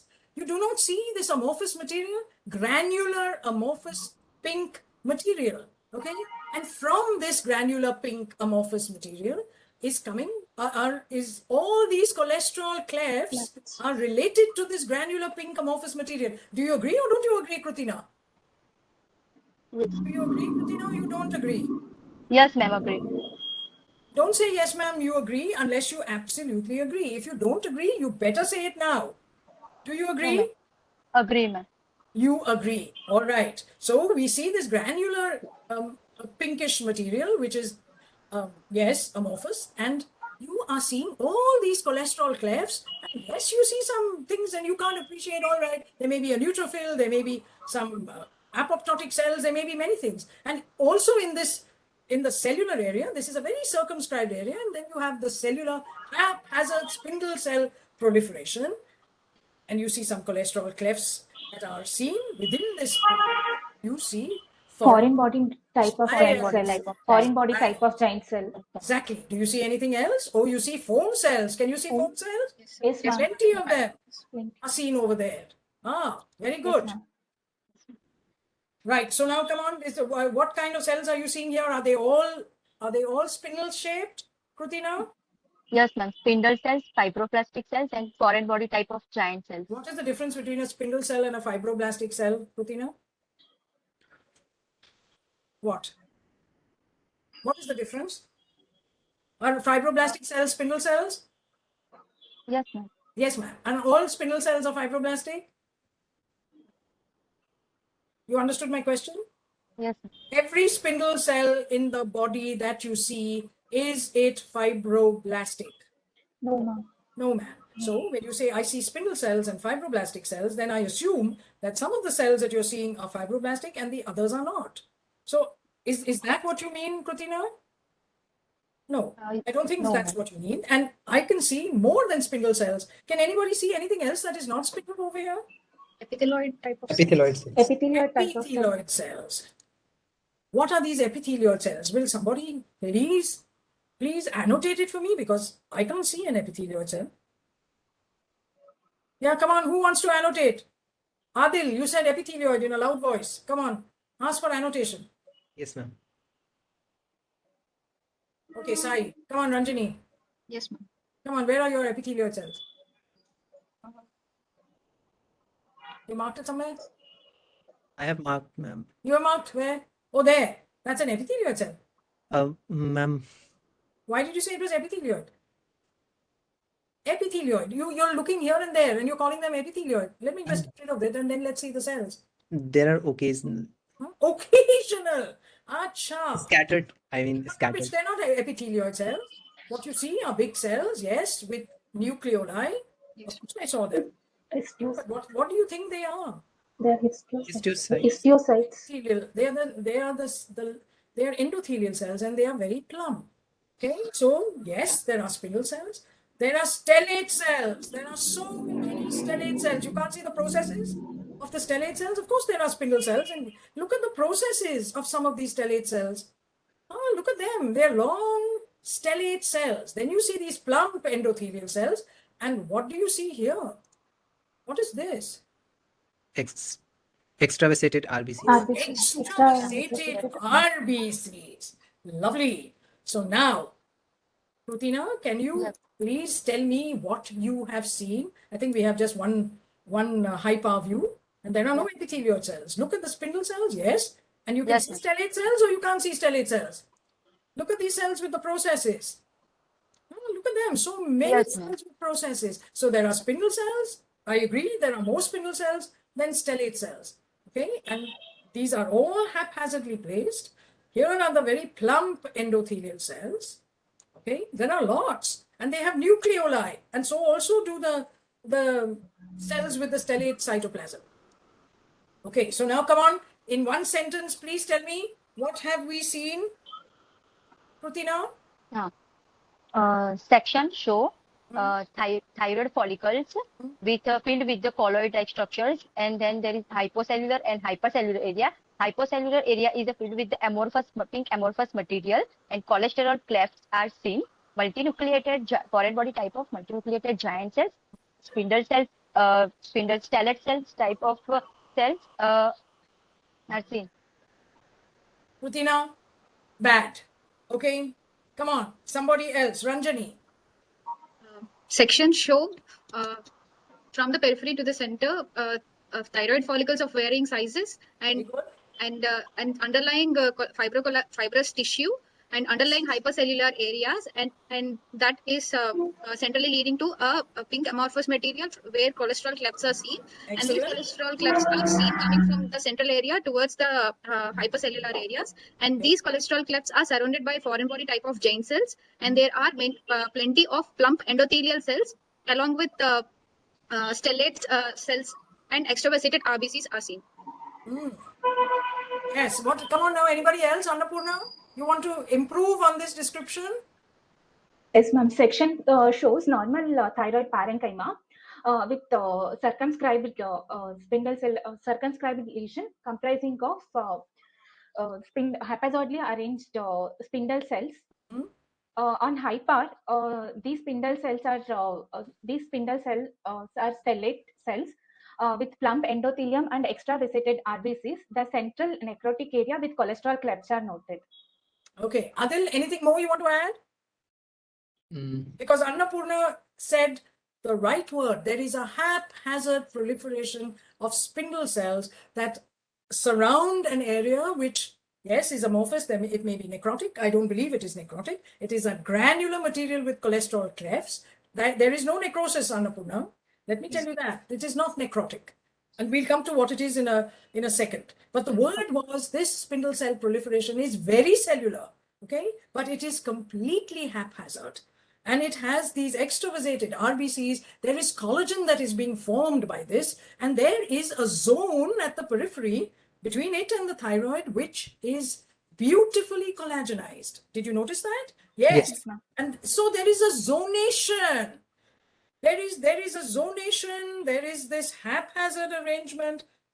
There are extravasated RBCs, plump endothelial cells or no plump endothelial cells. They were there because you pointed them out. They were not particularly, prominent. And you had that central area which was pink, light pink and granular, from where cholesterol clefts seem to be emerging. All right. So now, what is this lesion? Come on, Krutina, because you're the one. See, here are your observations, which we just said. Lesion clearly within the thyroid gland. Well demarcated, not encapsulated. Central area of necrosis with cholesterol. I've said necrosis, but it is not necrosis, okay? Foreign body giant cells phagocytosing this cholesterol clefts. Okay, now if somebody wants to ask, what is the overall appearance of this lesion? What would you choose? I think everybody would choose just one. What is that? Mesenchymal. Excellent. Yes, I don't think there would be any other thing. Now, do you think it's neoplastic or non-neoplastic? It is obviously pathological. Yes. Is it neoplastic or non-neoplastic, Krutina? It is a neoplastic. You think it is neoplastic. Adil? Non-neoplastic. Non-neoplastic. Annapurna? Non-neoplastic. Non-neoplastic. And Ranjani? Non-neoplastic. Non-neoplastic. So now, Krutina, why did you think it was neoplastic? Why did you think it was neoplastic? And then No, I ma'am, will ask. sorry, ma'am. Non-neoplastic. Non-neoplastic. Achha, now you've changed your mind. What are they saying in the chat box, Poonam? Non-neoplastic, and one has answered previous procedure-related changes. Yes. So it is non-neoplastic. Absolutely. If it is neoplastic, you have to answer, no? Is it anaplastic carcinoma? Is it sarcoma, spindle cell thymoma, fibrous histiocytoma? Of course, it is none of the above. It is not neoplastic. Okay. So if it is non-neoplastic, what is it? Come on, Krutina. Ma'am, it may be the post-operatively or post-FNSE. Yes, so where does it fall in one of these non-neoplastic things? Why is it not neoplastic? Well, obviously the cells are spindles, stellate, fibroblasts, myofibroblasts. All right. There is evidence there of something that has happened before because there is an area. Okay. And what do you think that area would be? FNSE track. FNSE. Yes, and this thyroid FNSE track. FNSE. So it is again Reparative repair, changes. regeneration, healing, and fibrosis. Okay, and the final diagnosis is a reparative myofibroblastic proliferation around an area of hemorrhage within the thyroid gland. That's why there are so many cholesterol clefts. Where does that cholesterol come from, Krutina? Pink amorphous material. Where does it come from? Why are there cholesterol clefts? Why? What is that pink amorphous material? Huh? What is it? What is that pink amorphous material? Anybody? Annapurna? Ma'am, those cholesterol clefts because of cell membrane, ma'am. Cell membranes, yes. Or hemorrhage, no? There is so much cholesterol in the plasma. You think that you can have plasma without any cholesterol at all? No. Huh? No, even if you take buckets of statins, you are still going to have cholesterol in your plasma. So whenever there is hemorrhage, it is very likely that you are going to get cholesterol clefts. Okay, this is fundamental. Go and read your Robbins, find out why you get cholesterol clefts. Okay, so it's reparative myofibroblastic proliferation and organizing hemorrhage within the thyroid gland. And organization means, what does it mean, Krutina? What's the meaning of organization? What is, do you ever use this term? Have you ever heard it being used? Krutina? No, ma'am. No, ma'am. Anybody has heard this word organization being used? Ranjani? We talk about an organizing abscess. We talk about organizing thrombus. Organizing thrombus. Excellent. So what does this word organization mean? Reparative change. Adil?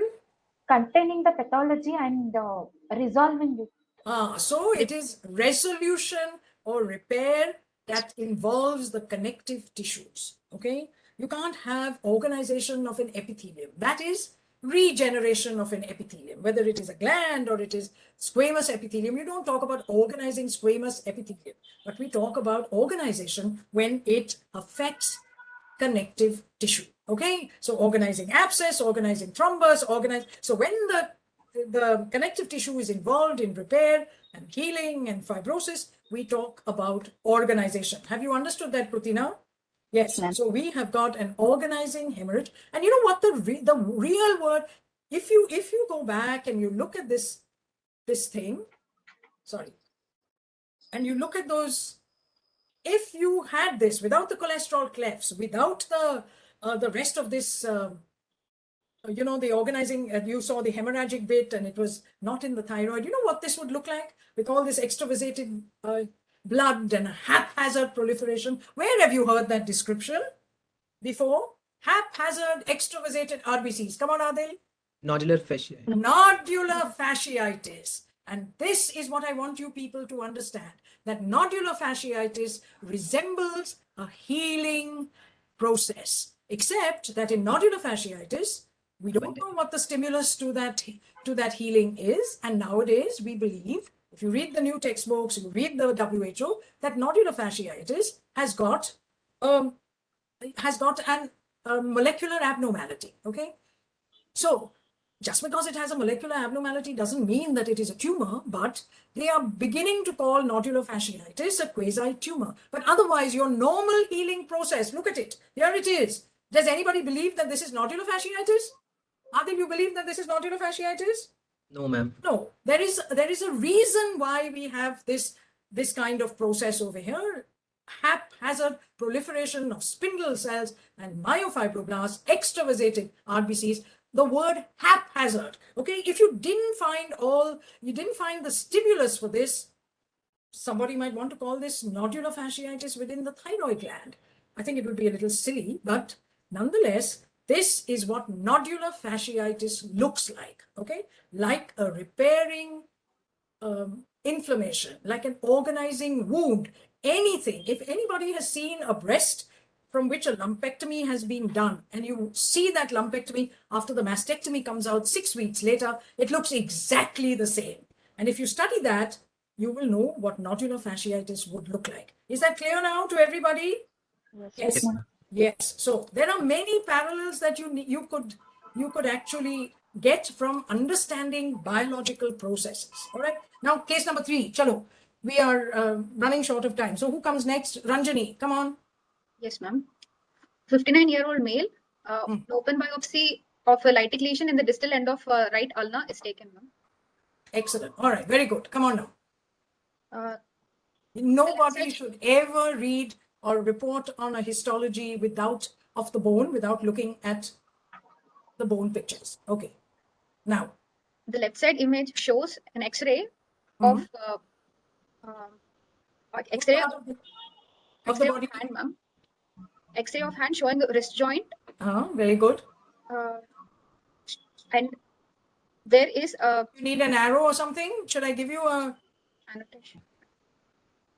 Yes. Okay. Good. Come on. There is a lytic lesion with a sclerotic rim. And there is a soft tissue lesions seen. Okay. All right. That's on the left side. No, that's a plain X-ray. Yes. What's the right side? It is a CT. No, it's not a CT, Ranjani. MRI. See the two words over there, spin and tilt? Yes, ma'am. MRI. It's an MR. Very good. It's an MR. Okay. So does everybody agree with Ranjani that there is a eccentric destruction of which bone is that? The distal end of ulna. Distal end of the ulna. Is that the only thing that one sees there? No, ma'am. No. There is a destructive lesion at the base of fifth Yes. metacarpal. Metacarpal. Yes, it is. There is something else at the fifth yes, at the metacarpal. Yeah, and also look at this. Then the carpal bones are also have been destroyed.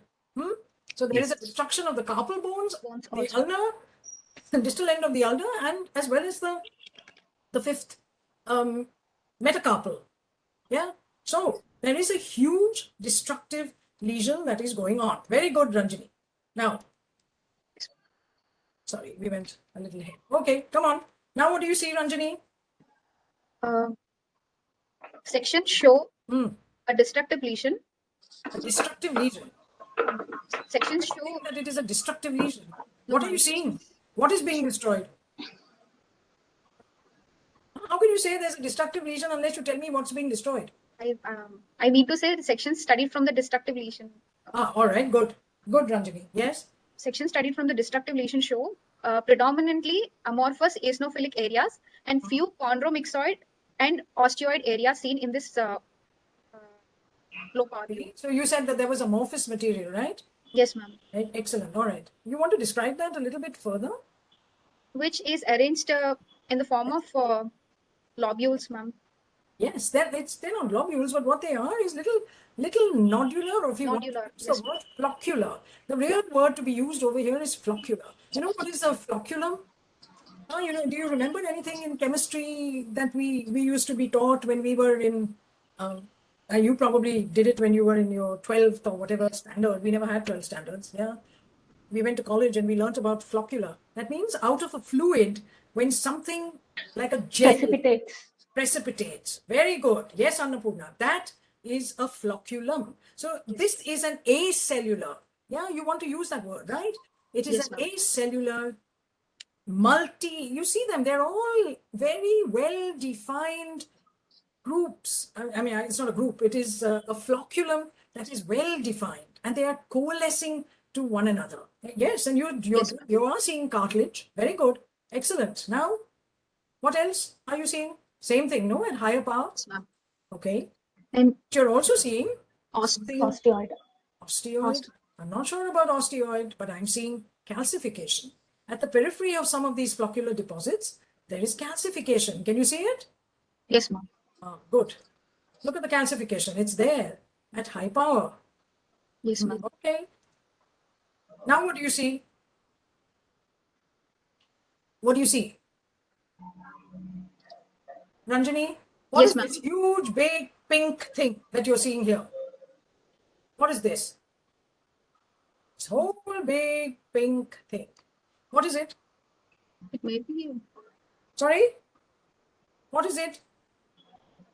Can you see? Yes, ma'am. Oh, yeah. So what is it? Can all of you see? Yes, ma'am. All right. So what is it? So, This is Collagenous it's collagenous tissue. tissue. Yes, good. So what is this collagenous tissue? Adil? Yes, ma'am. What is it? The fibrocollagenous tissue. Fibrocollagenous, what does that mean? Is it cellular or acellular? Acellular, Acellular. hypocellular. Fine. Where do you think this is? Where is this material come from? It was there in the history, right? So what is it? Huh? Yes? From where? And we saw the x-rays. So where does it come from? From close to the wrist joint, right? Synovium. So you think the synovium is collagenous? No. No. So what is Articular collagenous? cartilage. Articular cartilage is collagenous. Now that's news to me. Who said that? Please think before you speak. Huh? What can be collagenous around a joint? Capsule. So there is Joint a capsule. joint capsule, right? So you've got ligaments, you've got joint capsule. There are so many things around a joint, and that is exactly what this looks like. Okay, so this is not something that is pathological. This is, if you were talking about destructive or infiltrative, this is infiltrating the joint capsule and the ligaments around the joint. Yes, and you see this grayish, very well defined acellular, extracellular material, which is surrounded by what? What is it surrounded by? Yes. What is it surrounded by? Ranjani, you can see it here. It is surrounded by What? fibroblasts and Fibroblasts. You think these are fibroblasts? no, ma'am. These And what are these things? These big cells? Osteoclast type of type of cells. Osteoclastic giant cells. You think they're all osteoclastic giant cells? Or they could be foreign body giant Foreign cells, body. ma'am. So they are foreign body giant Body cells. cells. Yes. Macrophages. And all these are macrophages. Yes, they are palisaded histiocytes. You can see them palisading. What is a palisade? Fencing. Yes, what is a Rimmed palisade, by- Ranjani? When Yes, these- what is a palisade? they are rimmed by something. No, When it is palisading is not about rimming. What is a palisade? Parallel arrangement. arranged. A parallelly arranged structure or a parallelly arranged row of cells where the length of the cell is perpendicular to the direction in which that row is proceeding. So all of these histiocytes are arranged like this. I don't know, each time I draw the palisade, okay? You see these histiocytes that are like this, like this, like this, like this. They're all parallel to one another. That's the length of the cell. And you have, this is the direction in which this thing is going. Can you see that? You can see this, yes? And you can see these parallelly arranged cells. That is what is a palisade. Do you get it? Yes, ma'am. Yes, ma'am. Yes. So there is a palisade of histiocytes around this these deposits. Shabira, please don't ask for annotation if you don't mind, okay? Because I'm not going to approve it. And then you have calcification within these structures, okay? Yes, Of course, you've got some osteoclastic giant cells, but you've got a lot of foreign body giant cells as well. Now look at this calcification. Yeah, it's very peculiar, no? Look at this calcification. Crystalloids. Yes, there is a crystalline. Crystalloid. There are some crystals that are actually calcifying over here. You can see that because they are very spiky in nature. Now you can see. Look at this palisaded.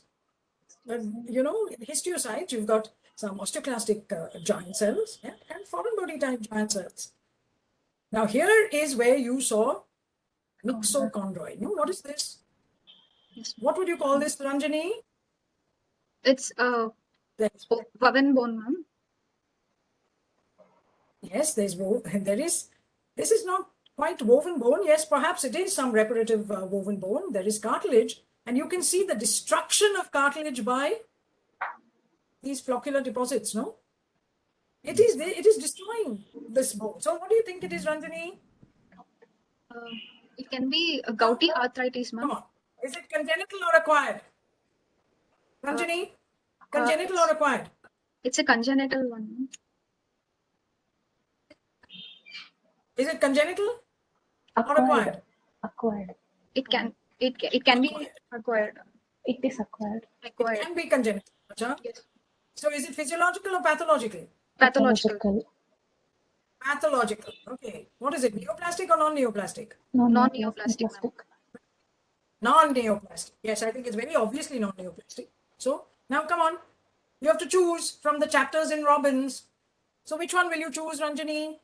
Cell injury, cell death, adaptations, acute and chronic inflammation, repair, Acute and chronic vascular inflammation. disorders. Come on, Ranjani, which one? Acute and chronic inflammation. She thinks it's acute and chronic inflammation. Okay.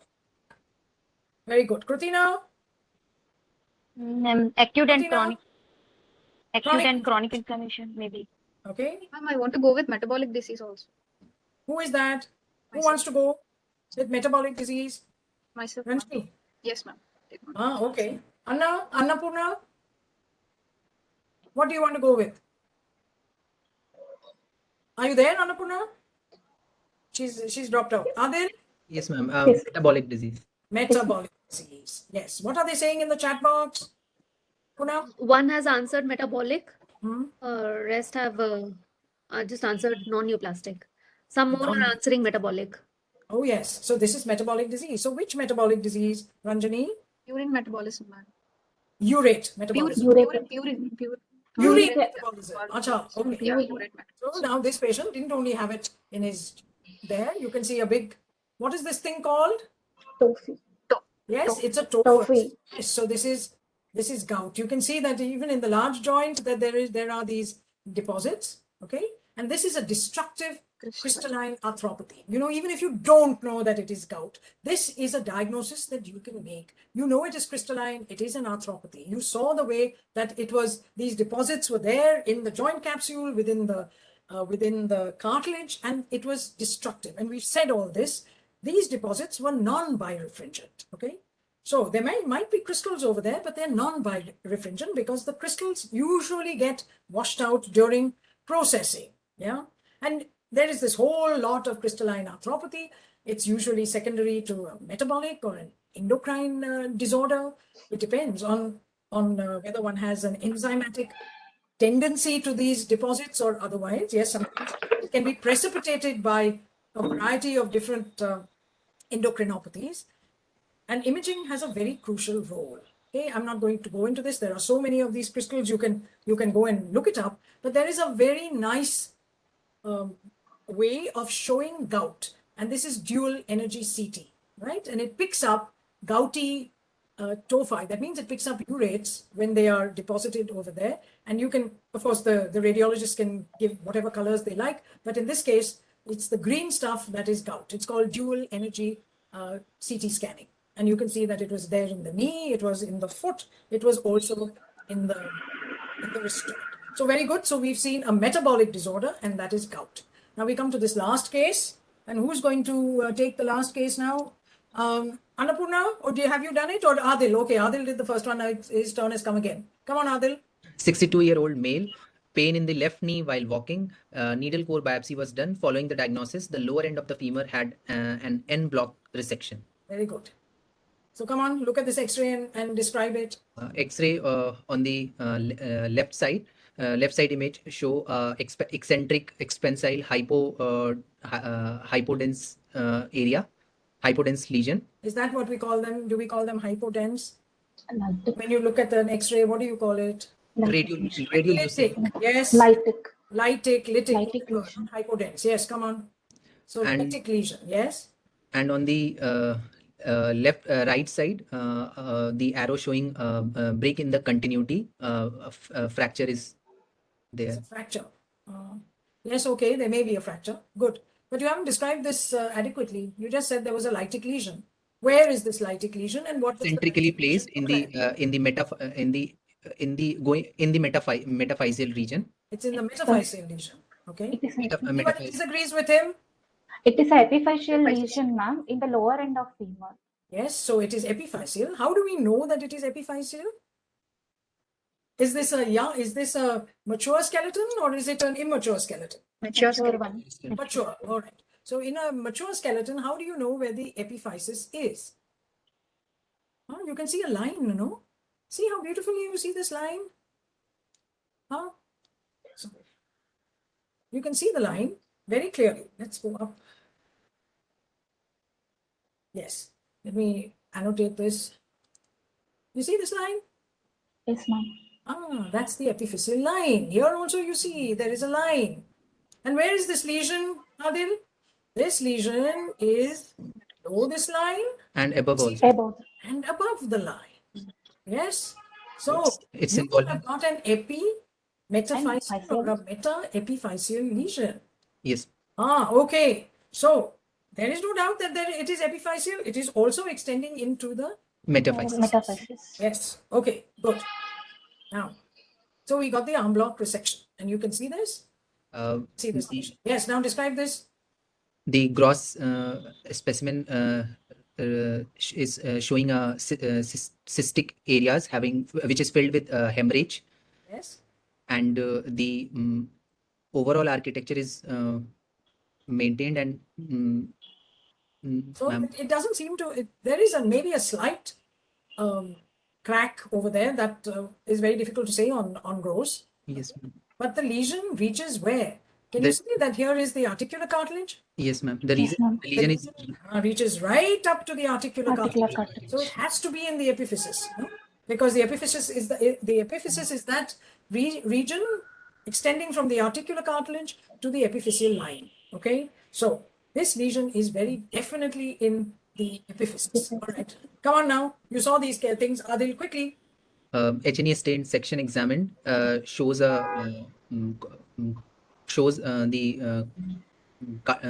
periphery showing the cartilage. What cartilage is it, Adil?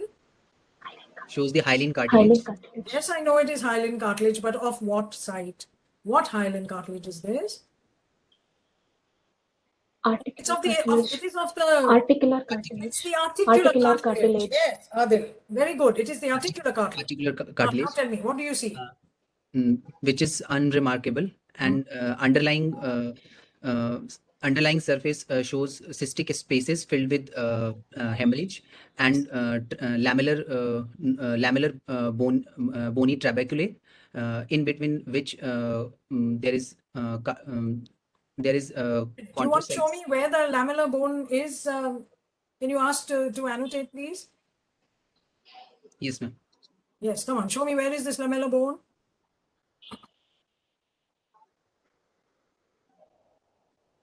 All right. He's drawn a black line over there. Yeah, everybody can see this black line? Yes, ma'am. Very good. Annapurna, do you agree that that is lamellar bone? No, ma'am. No, ma'am. All right. The next person, Krutina, do you think that that is lamellar bone? Don't know, Who has ma'am. drawn the green line or the khaki line? Who drew that? Adil, did you draw that khaki line? Yes, ma'am. Yes. Okay, you drew it. Do you agree, Annapurna, that that is lamellar bone? No, ma'am. No, ma'am. Krutina, do you think it's lamellar bone? Don't know, ma'am. You don't know. Ranjani? I think so, ma'am. I think it is lamellar bone. No. Lamellar bone is normal bone. Okay. And in this section, there may be a bit of lamellar bone that is forming from cartilage. Okay. But this is not what lamellar bone is. This is lamellar bone is normal bone. Why is it called lamellar bone? What Because is Because this the joint? collagen, the fibers are arranged in a parallel pattern, ma'am. Whereas Yes, in so it's oval, it is either trapezoid. concentric either or concentric or parallel. This is just bone. Much of it is woven bone Yes. that is being formed. So please, Adil and everybody else who is listening, this is not what Adil has shown is not lamellar bone. Okay, you got it, Adil? yes, ma'am. Yes. So what is it actually? Is it bone, or what Uh, else could it be? Maybe some of it is woven bone, but what do you think it is? it could be endochondral ossification. Now, Adil, you're just digging a hole, okay, for yourself. What are all these pink things, Adil? Ma'am, That could you it see? be a cartilage? Could it be cartilage? Who's saying could it be cartilage? Oven bone, osteoid. Annapurna. Yes, ma'am. No. What do you think this pink stuff is, Annapurna? There's a lot of pink stuff, right? Yes, ma'am. So what is pink stuff? Osteoid. So when Osteoid. osteoid becomes blue, what do you call it? Calcification. Calcified osteoid. Calcification. Now was that very difficult, Adil? The answer is Calci- no. So the answer is that it is not difficult. This is calcified osteoid. Okay, now come on. What are you seeing now? Come on, yes. H&E stained section showing chondrocytes proliferation. Chondrocytes. Okay. Why do you think these are chondrocytes? Ma'am, lacunae is there in which the chondrocytes are present, and many of them are Chondrocytes arranged are present in lacunae. Okay. You many mean of to say that osteocytes don't sit in lacunae? no, ma'am. Like many of them are in binucleated. Many of them are binucleated. Very good. So here they are, right? Binucleated. And so therefore it is quite likely that they are chondrocytes. Yes. Okay. You see a lot of osteoid. Yes. Do you see osteoid? Yes, ma'am. Yes, ma'am. A lot of osteoid. And that osteoid is calcifying and Calcified possibly osteoid. even ossifying. Okay. Very good. Then what about the rest of what you're seeing? Have you described it? Is this benign? Is this malignant? What? Some like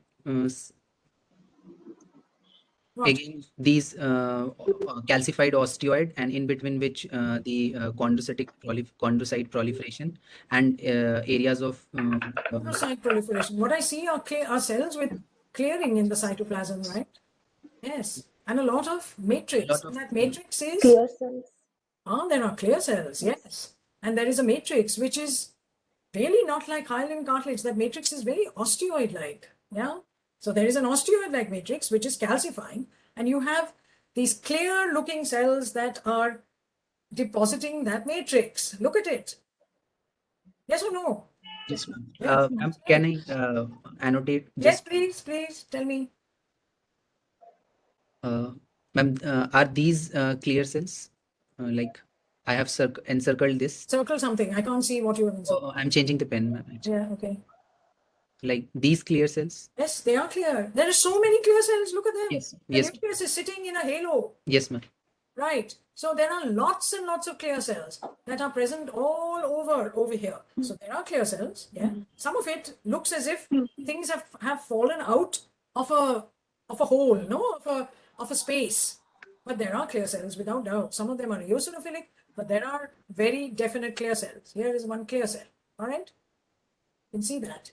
This one may not be so clear, but there are numerous clear cells over here. Here's a clear cell. Okay.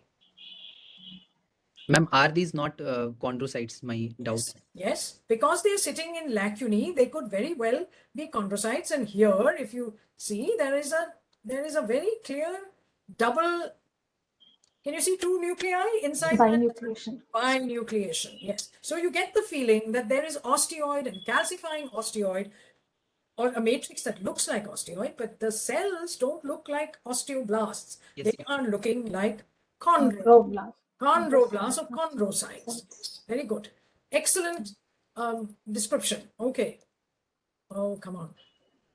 You can see more of it at high power, and it's very obviously malignant. And you saw that binucleated cell sitting in lacunae. Yes. And what is this now?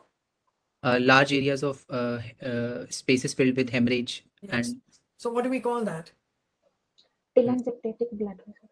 Telangiectasia. Yes, it's telangiectasia when you think that something is an osteosarcoma. Otherwise, we call it aneurysmally dilated vessels. Right? All telangiectasia is an aneurysmally dilated vessel. Okay. And what else do you see besides the clear cells? And you see so many clear cells over here. What else? What are the other cells that you see? Multinucleate giants. Multinucleated osteoclasts. So what is your diagnosis, Adil? It's not difficult. What's the diagnosis? You have a radiolucency in the epimetaphysis, fairly well defined with a narrow zone of transmission. A transition actually looks benign. There is nothing in this X-ray that says that it is aggressive. There is some spotty sclerosis within the lesion, and we saw that sclerosis. It is calcification of an osteoid-like matrix. Okay, you see that that's where the lesion actually is. And when you look at the gross, it's an ill-defined lesion reaching up to the articular cartilage with multiple blood-filled spaces. So what's your diagnosis, Adil?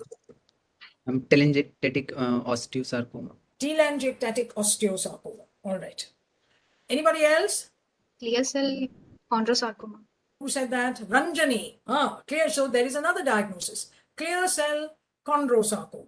Any other diagnoses coming up in the chat box? No, ma'am. No. You've got a chondroid, myxochondroid matrix. You also have reams of calcified osteoid-like matrix, aneurysmally dilated spaces containing blood. Okay, and a typical radiology. Okay, there is only one diagnosis in this case. This was the biopsy that we got, which was much more myxochondroid. Yes, it is. You can see this. This is much more myxochondroid, and it's obviously malignant. Yes, so there was no question of this being a sarcoma. This is a clear cell sarcoma. It's a very uncommon tumor. You see it in adults in the 3rd to the 4th decade. And it may be mistaken on imaging for a chondroblastoma because it's a benign-looking lesion. But when you stain this for S100, even if you don't stain it for S100, we don't need the S100 to make this diagnosis. Yeah, it is a clear cell chondrosarcoma. So Ranjani, that was a good diagnosis. Okay. And as I say, I don't want people to reach the right diagnosis. You have to get the right message. So what was the message you should get over here, Adil? Message? A benign looking morphology on X-ray and also on gross, but histologically this is obviously malignant. But it's not just about it being benign. It is in the epiphyte region, which is where you expect to see a chondroblastoma, and very rarely you will see an osteosarcoma. So when you are dying to make a diagnosis of an osteosarcoma in the epiphysis, think that maybe it is not an osteosarcoma, it is a chondroblastoma, which can mimic an osteosarcoma, or it is a clear cell chondrosarcoma. All right? Very good.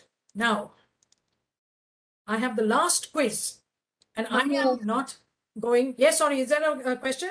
Yes, ma'am. Ma'am, Yes, Priyanka Bhanushali has asked how to differentiate between calcifying osteoid and woven bone. Oh, you can't make that a woven bone.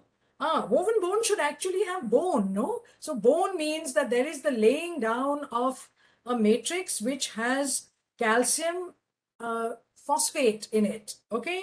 And in that it is laid down. Even woven bone has got certain lines in it. They're not lamellar. It is a higgledy-piggledy way of this. So if you are unsure, just put it under polarized light or even lower your condenser and you will see lines in woven bone which don't have the parallel lines of a lamellar bone, but they are there. And if you have a polarizing thing, it is so beautiful because the collagen which is being laid down, you know that osteoid is nothing but collagen, okay, which then gets calcified. So you'll see the lines that are seen over there. Who is this? Dr. Bhanushali? I just do that experiment under either just lower your condenser, or if you have a polarizer, then use the polarizer and you'll be able to see this.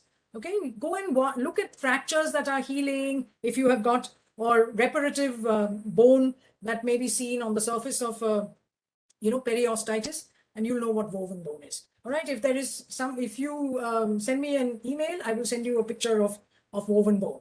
Is that okay, Dr. Bhanushali? Say yes in the chat box. All right. Okay. Now, Time. who's the next one on the scene? Annapurna. Come on. 28. This is a quiz. 28-year-old female with menstrual irregularities. The USG showed a uterine mass, and somebody very cleverly took a core biopsy under CT guidance. And I am not asking you to describe it. Okay? Just look at it, Annapurna, and everybody, and tell me what you think this is.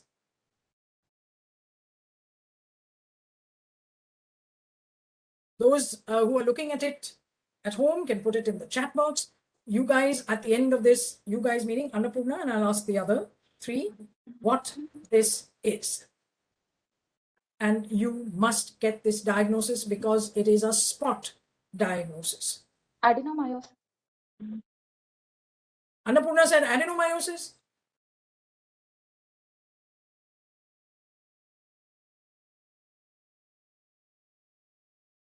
Yeah, Annapurna, you said adenomyosis?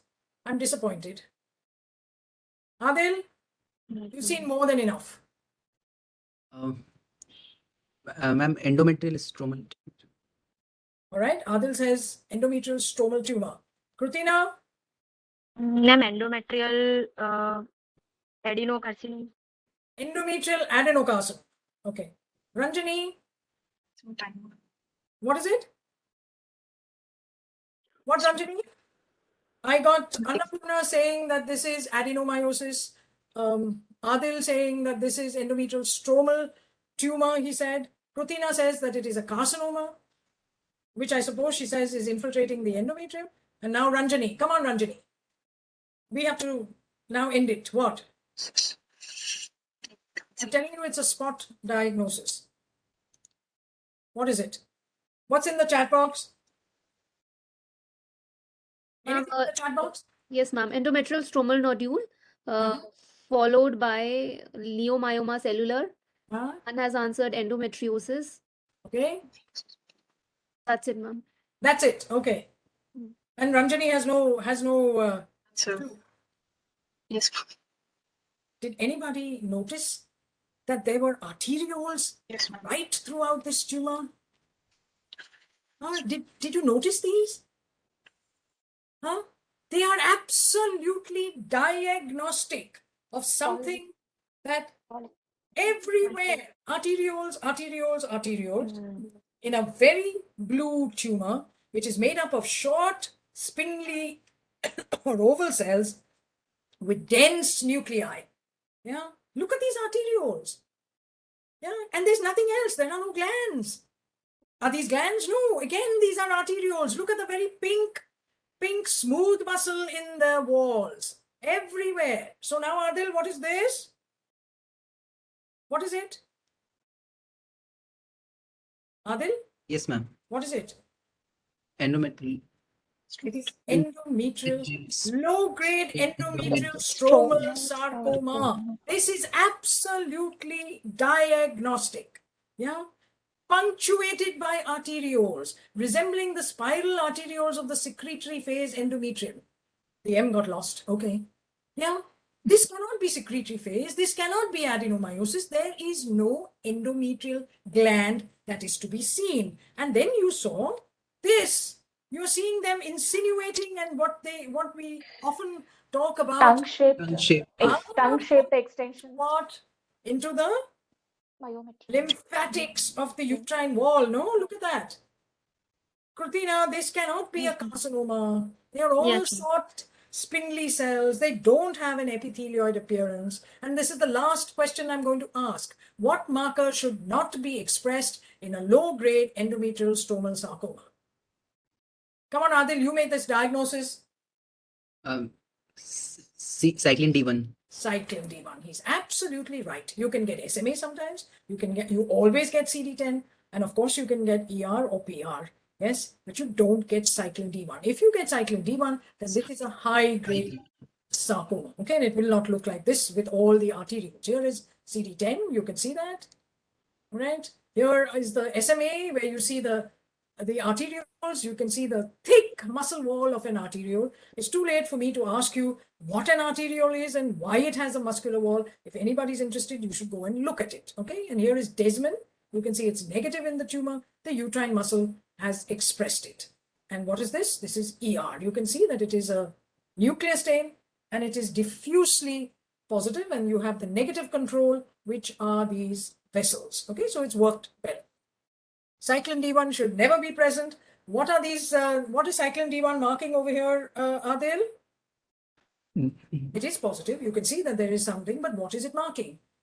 And this is what we look for in any cyclin D1 immunohistochemical stain. It is an internal control. So what is it? Come on, Adil, what does it look like to you? Anybody? Anybody in the chat box? Not yet, ma'am. What? It is Lymphocytes. endothelial cells. Okay, the endothelial cells of all blood vessels will express cyclin D1, and that's an internal control. Excellent. So now I have ended. This is thanks from me and from, who's this guy? Annapurna? Who's this guy? One Who's is this guy? carpenter. Oh, I know that one is a carpenter, but who's this guy? Walrus. He's the walrus, yes, because he has a Walrus. mustache. And people who have those bushy mustaches are known, those mustaches are known as the walrus mustache. Okay? Who's this guy? Carpenter. He's the carpenter. And you see his saw and all his tools over there? Yes. Okay. So thank you very much from me Thank you, ma'am. and from the walrus and the carpenter.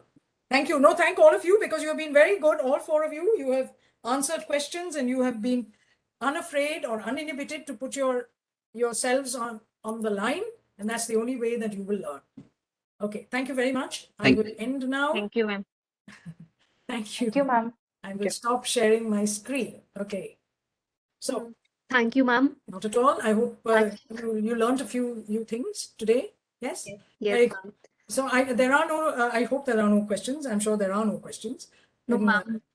Ma'am, thank you for providing new insights into the approach to diagnosis of histopathology as well as cytopathology, as you always do. And ma'am, many of the attendees have thanked you for this session. I also thank the participants for their active participation. Before we end the talk, a brief about the next upcoming lecture. That is on 4th October, or that is Tuesday. There is a talk on normal histology.